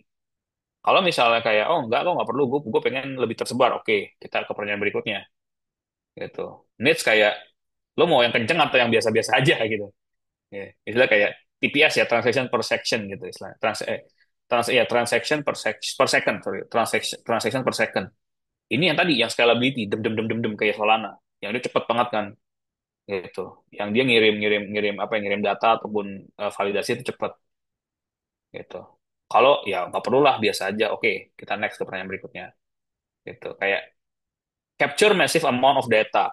Ini yang harus teman-teman paham. Mungkin sekarang ada lah, kayak banyak banget inovasi kayak dia jadi data warehouse, tapi di blockchain itu tuh ada. Dulu, sekarang sih. Jadi kayak, tapi memang balik lagi. blockchain itu sebetulnya itu tuh hanya kecil dia nampung datanya. Hanya berapa bits gitu, kilobytes gitu istilahnya. Level tuh kilobytes gitu. Jadi kita nggak bisa tuh kayak nampung satu gambar gitu istilahnya. Kalau tanya lah itu NFT apa mas? Kata dia bilang. NFT itu kan sebenarnya dia representasi kepunyaan, kepemilikan. Dia nggak masukin gambar di dalamnya, tapi dia ngecap gambar itu di blockchain. Jadi kayak QR code ya teman-teman ya. QR code itu kalau misalnya let's say gini, makanya kalau kalian ngecek nih di sini ada followernya, ada satu motivator senior namanya Gary Vaynerchuk. Atau mungkin kalau teman-teman di sini ikutin kartu Pokemon atau mungkin kayak apa ya, kayak teman koleksi kartu Pokemon atau mungkin kartu-kartu yang lain gitu istilahnya. Pasti kayak kartu Pokemon deh. Kalau kalian ke Jepang atau mungkin kayak kartu Pokemon itu biasanya ada yang validasi kan gitu. Validasi itu kan biasanya kayak ngasih QR code. Kalau misalnya yang lebih oke lagi itu validasi itu ditaruhnya di blockchain jadi NFT gitu. Itu mantep banget gitu istilahnya. Jadi makin makin makin apa ya, makin certified lah kalau kita ngomong ya, atau makin lebih legit lagi. Nah, itu salah satunya. Jadi kayak karena blockchain itu tuh nggak bukan bukan dia tuh di desain dari awal memang bukan buat data besar, bukan buat image malah, tapi buat data kecil gitu. Makanya em, berupa tulisan gitu. Belum bisa menyimpan kayak even kayak jangankan video gitu, gambar pun juga belum. Walaupun ada yang namanya Filecoin gitu misalnya yang apa inovasi-inovasi kayak Filecoin segala macam. Tapi balik lagi dia hanya mengirimkan apa sorry hanya apa ya bahasanya hanya mengirimkan saja. Kalau misalnya kita memang mau seperti itu ya masuknya masuk kayak Google Drive gitu, itu udah masuknya kayak clouds gitu. Jadi balik lagi teman-teman ya. Jadi aku ini adalah yang aku lihat adalah sebelum kita semuanya di blockchainin gitu istilahnya. Kita harus mendefinisikan dulu nih, jawab pertanyaan gitu. Kebutuhannya apa sih? Gitu. Nah itu sebenarnya dari pertanyaan dasar seperti itu. Apakah ternyata cuman database saja atau mungkin ternyata sampai blockchain nih gitu istilahnya. Oke gitu. Mau blockchainnya seperti apa? Gitu. Ya kalau bisa kita kayak bikin RWA, tokenisasi segala macam, ya itu memang kita butuhnya blockchain gitu. Nah ini consideration pros and cons gitu istilahnya. Dari beberapa blockchain tadi ya, ada public, private, hybrid, konsorsium gitu istilahnya. Tentunya balik lagi advantage sama disadvantage. Ya public tentunya ada performance, scalability, sama security. Tidak dipungkiri lagi. Gitu. Use case-nya apa? Crypto, document validation gitu istilahnya. Validasi ya, bukan simpen dokumennya gitu. Private apa ya? Ya akses kontrol gitu. Tapi akses kontrol pasti kan karena satu pihak yang dia menguasai semua ya untuk apa gitu istilahnya. Hybrid, forward gitu. Istilah hybrid ya kadang-kadang ada yang transparansi, ada yang enggak gitu. Atau mungkin konsorsium. Konsorsium itu biasanya dilakukan di lembaga jasa keuangan. Jadi kayak beberapa lembaga jasa keuangan sama regulator ya itu biasanya dia masuk on one jaringan kayak blockchain gitu. Dia adalah kayak akses kontrol segala macam. CBDC itu sebenarnya konsorsium. Jadi kalau teman-teman pernah dengar rupiah digital, itu kan bentuknya bentuk bentuk rupiah digital ya, bentuknya kayak stablecoin rupiah sebetulnya. Gitu yang nanti di 2030 sih memang targetnya dari Bank Indonesia. Tapi itu memang dilihat dari konsorsium. Tidak, jadi kita nggak bisa tuh ngecek dari hanya government saja lah, hanya government saja yang bisa ngelihat tuh aliran dananya kemana gitu. Kurang lebih seperti itu. Nah, ini sedikit ini kami dari Nanovest ya tentunya teman-teman bisa cek ya. Ini kita exchange, kita udah terdaftar dan diawasi oleh Otoritas Jasa Keuangan. Tentunya session ini juga ada karena member of asosiasi juga sama Prof. Andri tentunya thank you. Jadi ini juga kita juga nyediain crypto, global stock sama digital gold ya dengan saat ini udah verified user udah 2 jutaan sih sebetulnya. Ya ini silakan bisa dicek untuk Nanovest. Nah, ini session dari aku mungkin ini ada beberapa tadi masih aku buka ya teman-teman ya untuk diskusinya terkait dengan kenapa developer cenderung memilih cenderung melihat alternatif ya. Alternatif layer one lainnya selain Ethereum. Apapun lah teman-teman bisa jawab. Tadi ada yang jawab Solana ya si Evelyn ya. Evelyn jawab Solana. Terus habis itu Renaldi tadi ya adalah juga itu komparasinya. Ada yang bisa kasih argumen ataupun yang lebih ini lagi nggak? Yang lebih komprehensif lah. Pasti kan Prof. Andri ini kan harus lebih ini. Kalian mahasiswa harus lebih tinggi tuh ya. Kritis lagi gitu. Ya, mungkin mungkin pada malu-malu ini. Di apa namanya? eh, Bagaimana kenapa orang mengambil alternatif lain selain apa namanya Ethereum ya? Jadi itu Yes. questionnya. Ya silakan. Tadi Evelyn menjawab karena lebih murah, lebih apa gitu ya, lebih cepat. Kalau Renaldi menambahkan lebih lebih nggak banyak sehingga lebih lenggang ya. Mangga silakan yang lain rekan-rekan. Yes, ini kita kasih ini kali ya Prof ya. Kita kasih ini masih masih ini kita kasih 5 menit lah teman-teman buat buat Mangga silakan. crafting the argumen ya. Silakan. Ini ya menarik sih. Jadi kalau buat kalau nanya mungkin aku lagi suka baca buku apa gitu istilahnya. Ya ini tentang terkait dengan kripto ini kripto fail karena bukan fail ya maksudnya kayak kejadian-kejadian yang ada di event-event yang ada di kripto gitu. Ini SBF lah kalau teman-teman eh ya SBF ya Sam Bankman-Friedman ya. Numbers go up gitu istilahnya. Ini dia em, menarik sih gitu. Jadi ini dia memang jadi buku ini jadi rujukan ya, rujukan evidence di trial. Jadi em, crypto kayak FTX itu how they are working. Itu juga ada lagi kebetulan aku lagi on my ini ada yang menarik juga sih. Ini ada namanya Lords of Cryptocurrency. Jadi ini para scammer sejati ya. Jadi tapi memang kita harus paham ya teman-teman ya. Jadi kita harus riset kira-kira biar kita nggak jatuh gitu istilahnya. Crypto crime, lot of crypto crime. Ini juga hal yang menarik sebetulnya semua ada di Indonesia udah masuk sih sebetulnya sih gitu. Sama paling yang tadi Buterin. Nah itu jadi kayak semacam apa ya? Ini dari Vitalik ya gitu. Ayo silakan. Aku izin ini dulu ya. Host cam bentar.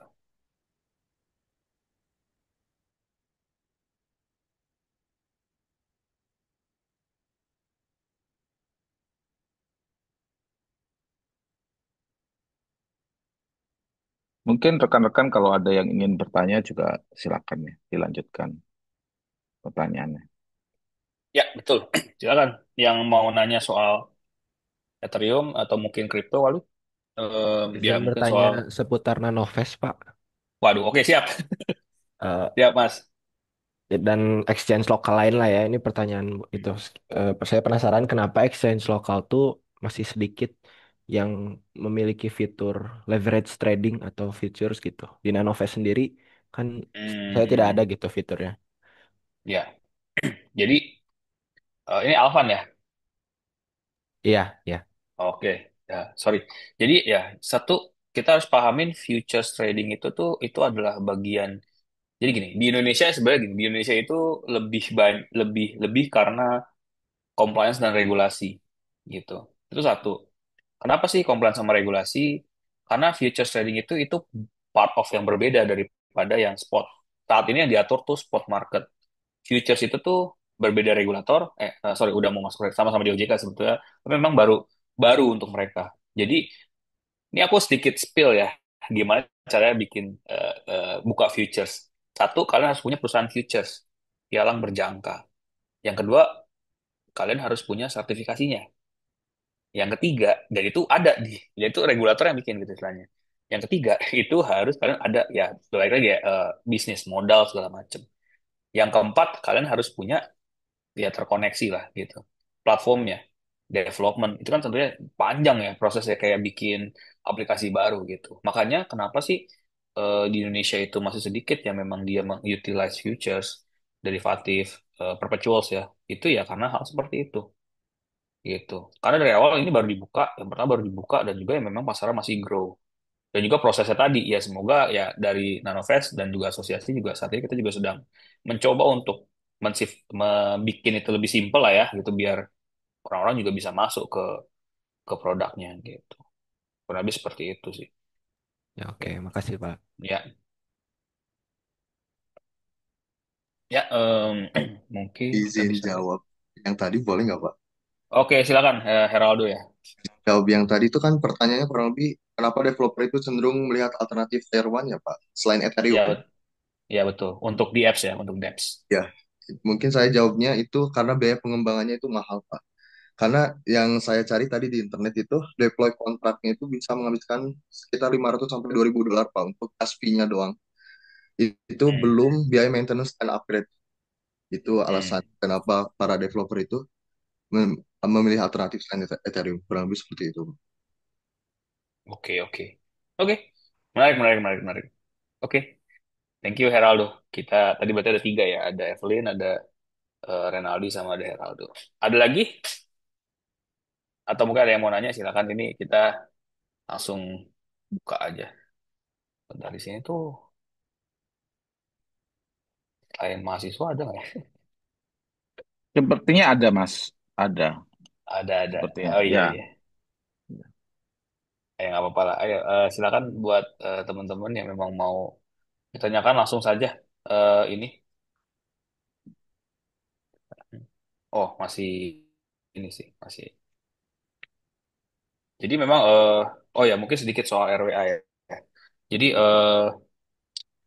saat ini kan memang balik lagi kalau kalian lihat di regulatory framework itu ada RWA, ada ya tadi obligasi emas sama properti gitu istilahnya. Cuman kenapa sih? Nah, di level negara pun RWA itu tuh atau tokenisasi itu juga lagi ada adopsinya gitu. Kalian bisa cek kalian bisa googling ya gitu cek. Kalian bisa cek Filipina bikin tokenisasi obligasi. Bukan perusahaan ya, tapi government yang bikin tokenisasi obligasi.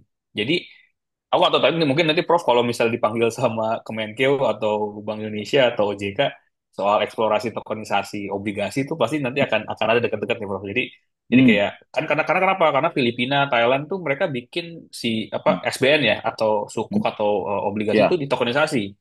Jadi Oh. jadi nanti ada issuernya siapa, yang jualan siapa gitu istilahnya. Nah, itu tuh dan itu laku di Filipina itu 270 juta dolar US. Hmm. Eh, j- jadi ya ibarat kata masa kita ketinggalan gitu sama sama Filipina gitu istilahnya. Kita nggak ngomong Malaysia sama Singapura deh, kita ngomongnya Mm-mm. Filipina gitu istilahnya.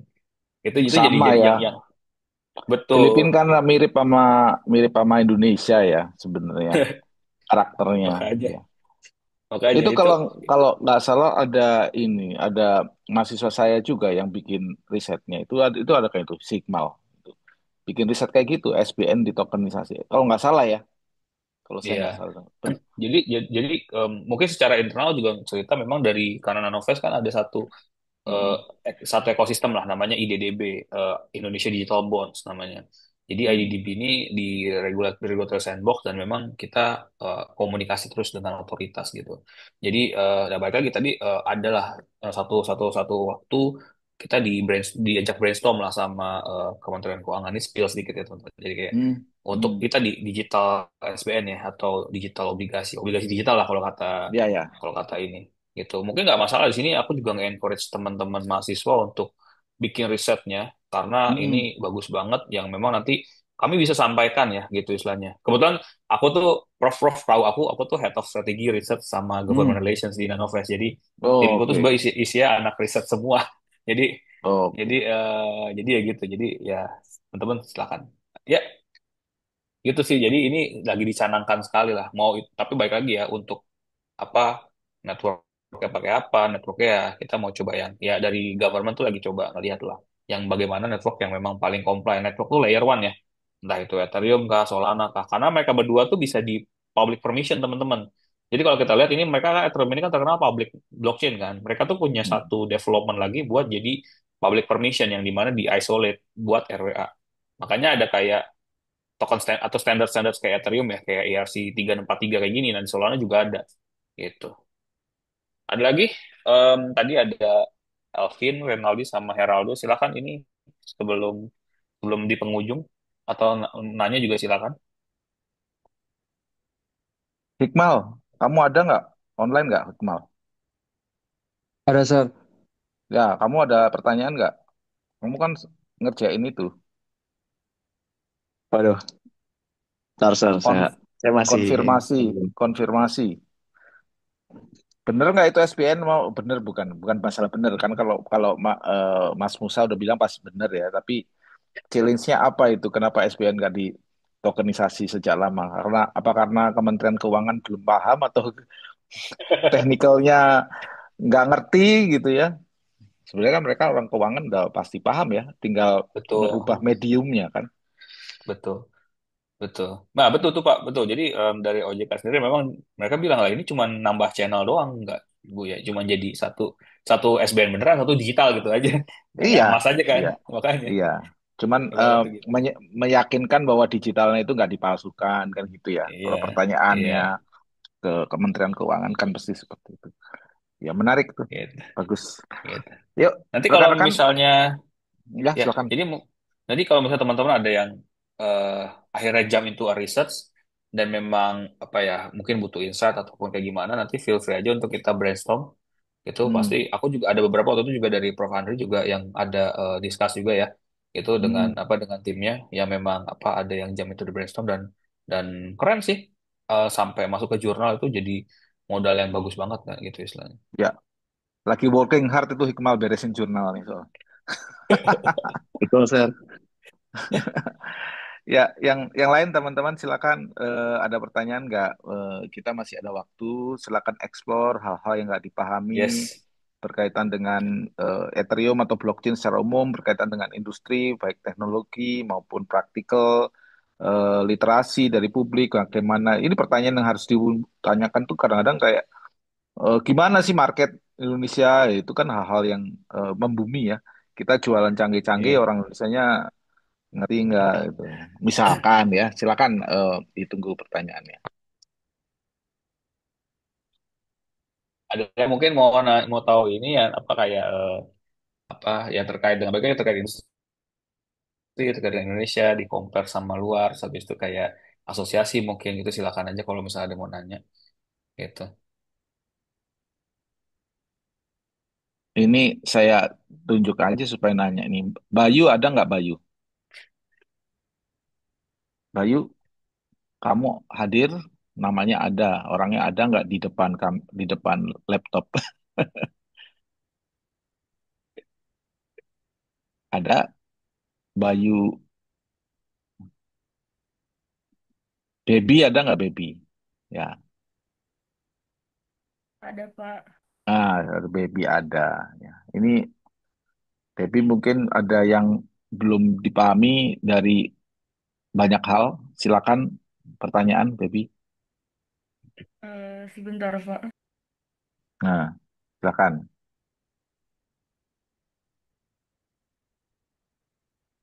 Ini nanti di ujiannya nggak, Prof? Ya, saya kan salah satu nilainya itu ini critical thinking. Guys. Membuat pertanyaan itu sulit soalnya. Saya tahu susah membuat pertanyaan.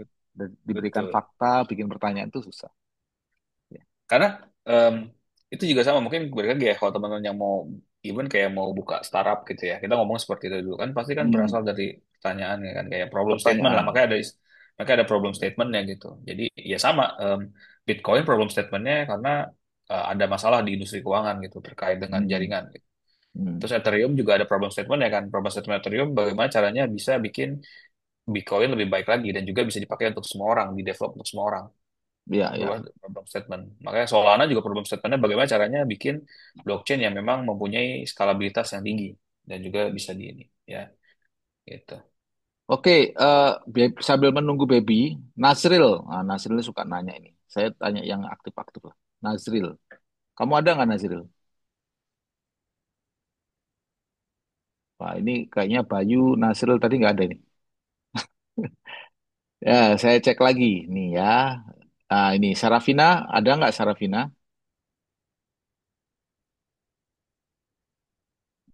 Belum sih, Pak. Masih memahami aja dari tadi. Dari tadi memahami, tapi bukan bukan konteks hari ini juga nggak apa-apa, Sarafina. Kamu kan pasti punya pertanyaan eh, apa mindset ya tentang blockchain. Everything apa yang kamu pengen tanyain. Mumpung kita punya orang yang bukan bukan hanya saya nanyanya gitu, tapi ke yang lain juga. Mangga, Sarafina, belum juga, Belum. Ayo, belum. Pak mau Ah, nanya. Penasaran silakan. soalnya. Ya, silakan. ya Ini siapa ya? Siapa ya? Siapa Aldo, ini? Pak saya. Oh, Aldo Aldo. ya, Heraldo, Heraldo. Ya, silakan Ya. Heraldo. Jadi saya pengen nanya terkait. Jadi di sini mau jelasin antara Solana sama Ethereum, Pak. Jadi ini Hmm. hubungannya tuh dengan trilema yang dimana ada skalabilitas, keamanan sama desentralisasi. Jadi kalau Hmm. misalkan kita pilih Solana, kita dapat skalabilitas, tapi resikonya itu sentralisasi sama downtime. Kalau misalkan Hmm. kita pilih Ethereum, kita dapat keamanan dan desentralisasi, tapi gas fee-nya atau biayanya itu lebih tinggi. Nah, jadi lebih baik kita pilih yang mana gitu, Pak. Wah, yes, thank you Aldo. Jadi sebenarnya ini pertanyaan sama kayak tadi yang di ujungnya, kayak kebutuhan kita apa gitu. Jadi ya jujur gini, ya betul tadi ada namanya istilahnya kalau di blockchain tuh blockchain trilema gitu istilahnya. Jadi tadi ya skalabilitas, security, keamanan, sama desentralisasi gitu. Ya kita nggak bisa milih yang ideal kan. Kita harus pilih, kita harus ada trade off lah kalau bahasa orang produk gitu. Harus ada yang diturunkan gitu. Kalau Bitcoin kita tahu dia aman dan dia decentralized gitu. Cuma dia tidak scalable. Teman-teman kalau misal pakai jaringannya, ya sekarang kalau ngomong kan tapi ada Lightning ya jangan ngomongin kayak gitu. Nanti dulu yang secara awal gitu istilahnya. Secara awal ya kalau teman-teman transfer Bitcoin itu lama, tapi masih di bawah harian lah kita ngomong. Cuman jam gitu. Hours ya in hours. Sorry. Nah, baik lagi, kan karena terbatas ya limited functionality. Dibikinlah si Ethereum ini. Ya memang dia lebih scalable. Walaupun ya ya di 2015 sorry ya 2015 lah ya 2015-an kan Notus ya itu masih awal gitu istilah hitungannya. Gitu ya memang dia bisa bikin jadi aplikasi segala macam itu visionnya. Sekarang sih udah sih. Nah, tapi balik lagi ternyata ada developer-developer lagi. Mereka ngerasa kayak ini Ethereum ini terlalu terlalu lemot gitu istilah bahasanya ya.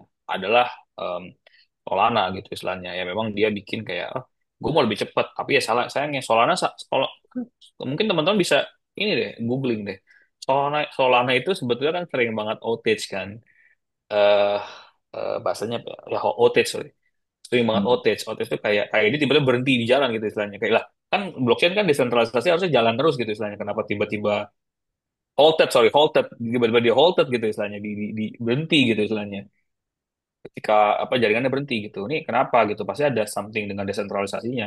Sama dengan Ripple segala macam. Ya jadi itu pilihan. Ketika kita milih scalability yang gede terus habis itu oke nyaman, cuman ya akan ada satu azas atau satu poin yang memang kita harus persempit lah ruang lingkupnya gitu. Baik, Kak. Iya, ada lagi silakan. Em, mungkin ini jam berapa ya? Oh, Sekitar 10 menit lagi. 10 yes. menit lagi. Ya, Ya, masih 10 menit lagi silakan. Dari ya. teman-teman yang memang mau tanya-tanya. Mungkin ada yang mau berkarir di dunia blockchain atau kripto. Jadi biar kelihatan. Di sini ada mau nanya soal seperti itu. Karena ya mungkin kalau dari Novel kita open some interns lah ya. Maksudnya untuk internship. Dari Telkom juga, teman-teman dari Telkom juga di timku juga ada dulu satu grup hackathon tuh masuk semua di timku. Ada dari Telu gitu. Jadi, tapi sekarang udah pada lulus ya istilahnya. Jadi dulu waktu itu ada hackathon, mereka ikut hackathon Nanofest, terus Nanofest mereka karena aku lihat mereka punya potensi, aku borong semua ke timku semua untuk interns. Ya apa mereka sekarang udah lulus gitu dan mungkin teman-teman ada yang mau nanya mungkin soal ini soal karir di Web3 juga feel free gitu atau yang mau develop atau mungkin jangan udah ada yang teman-teman udah ada yang fokus udah ada yang aktif di komunitas Web3 apapun itu ya bentuknya ya gitu ya mau yang Indonesia atau yang global silakan ya gitu masih ada 10 menit lagi nanti 5 menit terakhir aku umumin ya aku udah ada pertimbangan sih atau mungkin ada yang mau ngasih tadi eh pendapat lagi yang lebih ini yang lebih kompleks lebih apa detail silakan.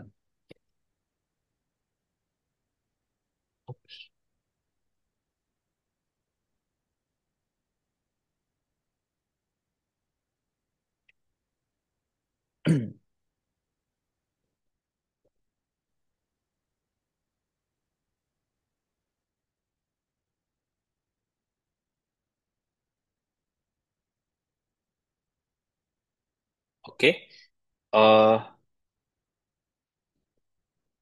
oke deh kalau gitu mungkin Ini langsung aja kali ya. Tadi mungkin buat Prof, kita coba masuk ke session terakhir aja, Prof. Prof ini nggak apa-apa. Ini tinggal 5 menit lagi sih sebetulnya ya. 10 sampai Oh iya, 5 iya. menit lagi. Sebentar, Oke, tadi nggak ada yang nanya atau nggak ada nggak ada nanya? yang? Oke, Nggak ada ya. sih. Baby Oh ya. Ipa boleh nanya. Baby ya, Oke, Baby tadi saya tonton tuh silakan. Baby. Ya silakan Baby. Maaf, Pak. Ya. Mungkin gak sih, Kak, kalau misalnya di masa depan tuh Solana sama Ethereum itu bisa saling ngelengkapin, nggak atau justru mereka bakal bersaing sampai salah satu tuh ada yang kalah atau gimana gitu, Kak? Oke, oke. Wah, ini oke sih. Ini menarik. Jadi intinya pertama pasti ini menarik ya di blockchain. Kalau teman-teman bahas itu saling melengkapi sebetulnya gitu. Contohnya apa? Yaitu Bitcoin Ethereum ini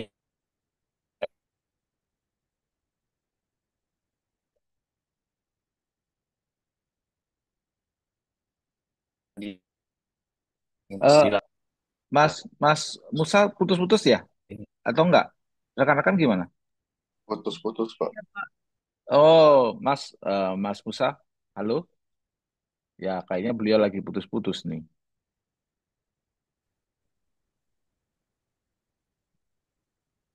Halo, Halo? halo. Ya, tadi Ya, keputus-putus, Mas. yes, ya. Sorry, sorry. Ini udah aman ya, Prof. Mungkin sebentar ya. Jadi Nah, ini aku coba ini aja deh, nggak usah pakai. Jadi masing-masing network itu ataupun masing-masing blockchain itu mereka menariknya itu saling melengkapi sebetulnya. Karena kenapa? Karena kita bisa lihat dari Bitcoin ke Ethereum ke Bitcoin gitu istilahnya, terus dari Ethereum ke yang lain gitu kayak Solana gitu. Karena mereka memulai dari problem statement tuh dari satu hal yang memang ini kayaknya bisa kita lanjutkan gitu, bisa kita perbaiki, bisa kita improve gitu. Jadi mereka sendiri tuh ada jalannya masing-masing gitu. Yang sebenarnya yang bikin apa ya? Mungkin kalau aku bahasanya orang anak komunitas gitu, saya yang bikin yang bikin yang bikin noise-nya adalah ketika ya itu masalah harga gitu istilahnya kan kayak oh kenapa nih harga Ethereum belum naik-naik gitu kayak sementara harga Solana tuh mantap banget gitu istilahnya kan walaupun memang harganya masih di bawah sama Ethereum gitu istilahnya mas secara nominal gitu secara harga. Gitu. Cuman ya balik lagi di dunia teknologi kalau kalian execute-nya lebih cepat, eksekusi lebih cepat, rilis lebih cepat ya ya potensi untuk jadi winnernya tuh juga bisa lebih cepat. Cuma balik lagi ya ada kualitas juga itu istilahnya. Yaitu kurang lebih seperti itu. Makanya em, tadi aku mungkin langsung aja kali ya Prof ya. Jadi ya jadi thank you buat teman-teman tadi yang jawab ada Aldo, ada Elvina sama ada Renaldi. Jadi terkait dengan kenapa sih adanya alternatif gitu istilahnya ya gitu.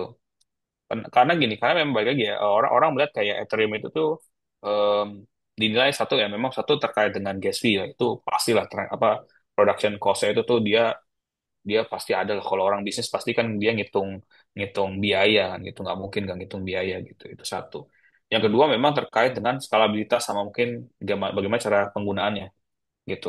Kalau misalnya let's say kalau misalnya si eh, contoh sesimpel gini. eh, Smart contract yang lebih simple. Jadi secara tampilan tuh smart contract mana yang lebih simple yang memang bisa digunakan oleh semua orang. Jadi dia less coder gitu. Jadi kayak dia tuh orang tuh nggak perlu kayak ngecek kayak tadi if apa gitu kan kayak yang di sini. Kayak misalnya sorry kayak yang di smart contract ini deh. Ini kalau misalnya bahasanya seperti ini masih kayak if tx value disuruh ngisi kayak gini, aku yakin layer ini nggak bakal dipakai gitu istilahnya. Makanya bagaimana caranya para developer layer one ini menyajikan, oh kita bisa bikin smart contract, kita bisa provide, kita bisa utilize smart contractnya buat use case-nya mereka. Cuman bagaimana caranya si developernya menyajikan smart contract tuh nggak kayak gini, nggak kayak coding begini gitu istilahnya. Secara susunan gitu. Itu yang pertama. Jadi balik lagi ya, tetap aja em, blockchain layer one itu kayak seamless terus habis itu kayak tentunya lebih efisien gitu ya ya lebih murah ya cost base-nya lebih murah itu juga tentunya ya baik lagi ya terpercayalah kita bilang ya untuk security-nya gitu oke jadi kurang lebih gitu tadi aku simpulin ya. Thank you Prof ini udah masuk ke session terakhir jadi nanti mungkin eh Mungkin kalian bisa, kalau misalnya teman-teman ada yang penasaran, bisa nge-follow Instagram aku di M. Yusuf Musa ini atau Nanofest. Ini kalau misalnya teman-teman penasaran sama Nanofest, bisa nanofest.io di IG. Terus juga eh, Aspak Rindo Abi ya, aplikasi apa? Sorry, ini Aspak Rindo Abi terkait dengan apa kami di asosiasi. Jadi ini adalah ID apa sih username-nya. Jadi di sini aku mau milih selamat buat yang namanya Aldo ya, buat dapat buku ini. Jadi nanti aku kirimin buku ini buat Aldo, Heraldo. Jadi ini thank you buat teman-teman. Nanti mungkin Aldo boleh DM aku ya di IG di IG aku yang M Yusuf Musa, nanti aku kirim langsung aja deh gitu. Jadi nggak usah ke Prof. Andri. Ini kamu bisa baca-baca soal FTX, tapi jangan jadi FTX ya. Jadi ya thank you juga buat Renaldi sama Elvin. Eh nanti ini, oh ya buat Renaldi sama Elvin nggak perlu cemas. Tolong DM aku tes aja, nanti ada hadiah menarik lah buat kalian berdua. Kamu kalau Aldo akan dapat buku ini gitu. Gitu. Oke. Oke, terima kasih buat teman-teman semua yang sudah ya hadir lah ya di kuliah ini, di kuliah session ini. Mungkin thank you juga buat ininya, buat supportnya. Balik lagi ke Prof. Andri, silakan Prof. Terima kasih banyak. Wassalamualaikum warahmatullahi wabarakatuh. Silakan Prof. Balik ke Ya, Prof. Andri. Waalaikumsalam warahmatullahi wabarakatuh. Terima kasih Mas Musa dengan sharing ilmunya pagi ini. Eh, saya harap ini bermanfaat ya buat rekan-rekan semua ya. Banyak mengambil apa pembelajaran dari sharingnya industri Mas Musa. Jadi blockchain itu banyak sekali inovasi yang bisa dibuat ya. Banyak sekali wilayah-wilayah kosong. Tadi ada cerita surat utang negara, surat berharga negara ya SBN bisa di blockchain kan. Banyak yang belum di blockchain kan. Jadi itu peluang yang sangat lebar ya. Kenapa saya bilang peluang sangat lebar? Karena di mahasiswa lain atau seumuran kalian belum tentu mempunyai pengetahuan yang sama gitu lah. Jadi pengetahuan itu adalah suatu rezeki yang luar biasa hari ini. Keberhasilan kalian menjadi orang itu dari knowledge and mindset ya, bukan dari yang lain-lain ya. Jadi kalau Anda punya knowledge, Anda punya power. Nah, karena punya power, Anda bisa kemana-mana. Jadi kalau nanti Mas Musa mau cari orang magang atau tim apa di Nanofest ataupun yang lain, pasti yang dipikirkan mindset kan, sama knowledge ya, bukan bukan orang yang hahaha atau bukan orang yang nggak ngerti apa-apa. Itu dua orang ya. Ada satu yang cuman ya atau yang nggak punya knowledge ya. Tentunya industri nggak akan milih orang kayak gitu. Industri akan milih orang yang knowledgeable, orang yang bisa kritis dan positif gitu ya. Terima kasih banyak Mas Musa. Mungkin ada satu dua kata penutup buat mahasiswa di sini. Silakan Mas Musa. Oke, terima kasih Prof. Andri. Ini aku terima kasih banget ya Prof. Andri bisa balik lagi setelah ini. Mungkin semoga kita bisa yang sesi offline ya Prof. Ya. Masih Ya, masih ya, proposal masih sama. Jadi ya, karena memang apa? Jadi memang interaksi itu lebih enak kan secara langsung. Tapi secara teman-teman langsung. di sini eh, sekarang gini, tadi udah sebenarnya udah dibahas sama Prof. Andri. Teman-teman jangan takut untuk mencoba gitu istilahnya. Apalagi kayak di Web3 ini tuh luas jaringan apa banyak banget. Web3 ini tuh nggak cuman di Indonesia, tapi di global. Jadi tadi knowledge itu knowledge is the power ya. Itu quote siapa ya? Prof. Aku lupa deh. Bukan knowledge Ya, knowledge is ya. the power itu. Jadi Hmm. jadi jadi kalau teman-teman punya pengetahuan dan teman-teman pengen menerapkan pengetahuan tersebut gitu istilahnya di karir atau apa gitu istilahnya di ya di karirnya itu jangan takut. Terus juga jangan terpaku sama Indonesia aja deh. Teman-teman harus bisa berpikir secara global. Aku suka banget sama Prof. Andri karena cara kerjanya karena ada ya ke jurnal gitu kan istilahnya kayak buat riset di jurnal segala macam buat keluar gitu istilahnya buat jadi bahan juga karena global is the thing gitu istilahnya teman-teman nggak jangan jangan terpaku sama Indonesia jangan terpaku, tapi terpaku lebih luas lagi happy explore tetap semangat untuk belajar thank you assalamualaikum Ya, warahmatullahi wabarakatuh thank you ya, Prof. ya, baik. Terima kasih. Baik, teman-teman, dengan ini kuliahnya kita tutup. Terima kasih. Sampai ketemu di lain waktu. Semangat dan selamat weekend semuanya. Bye ya. Makasih Mas Musa Thank ya. you, Kasih thank Yuk you, Bang. teman-teman thank you, semua. thank you izin Mari, live ya. yuk, Makasih. yuk Makasih, mari. Pak. Mari.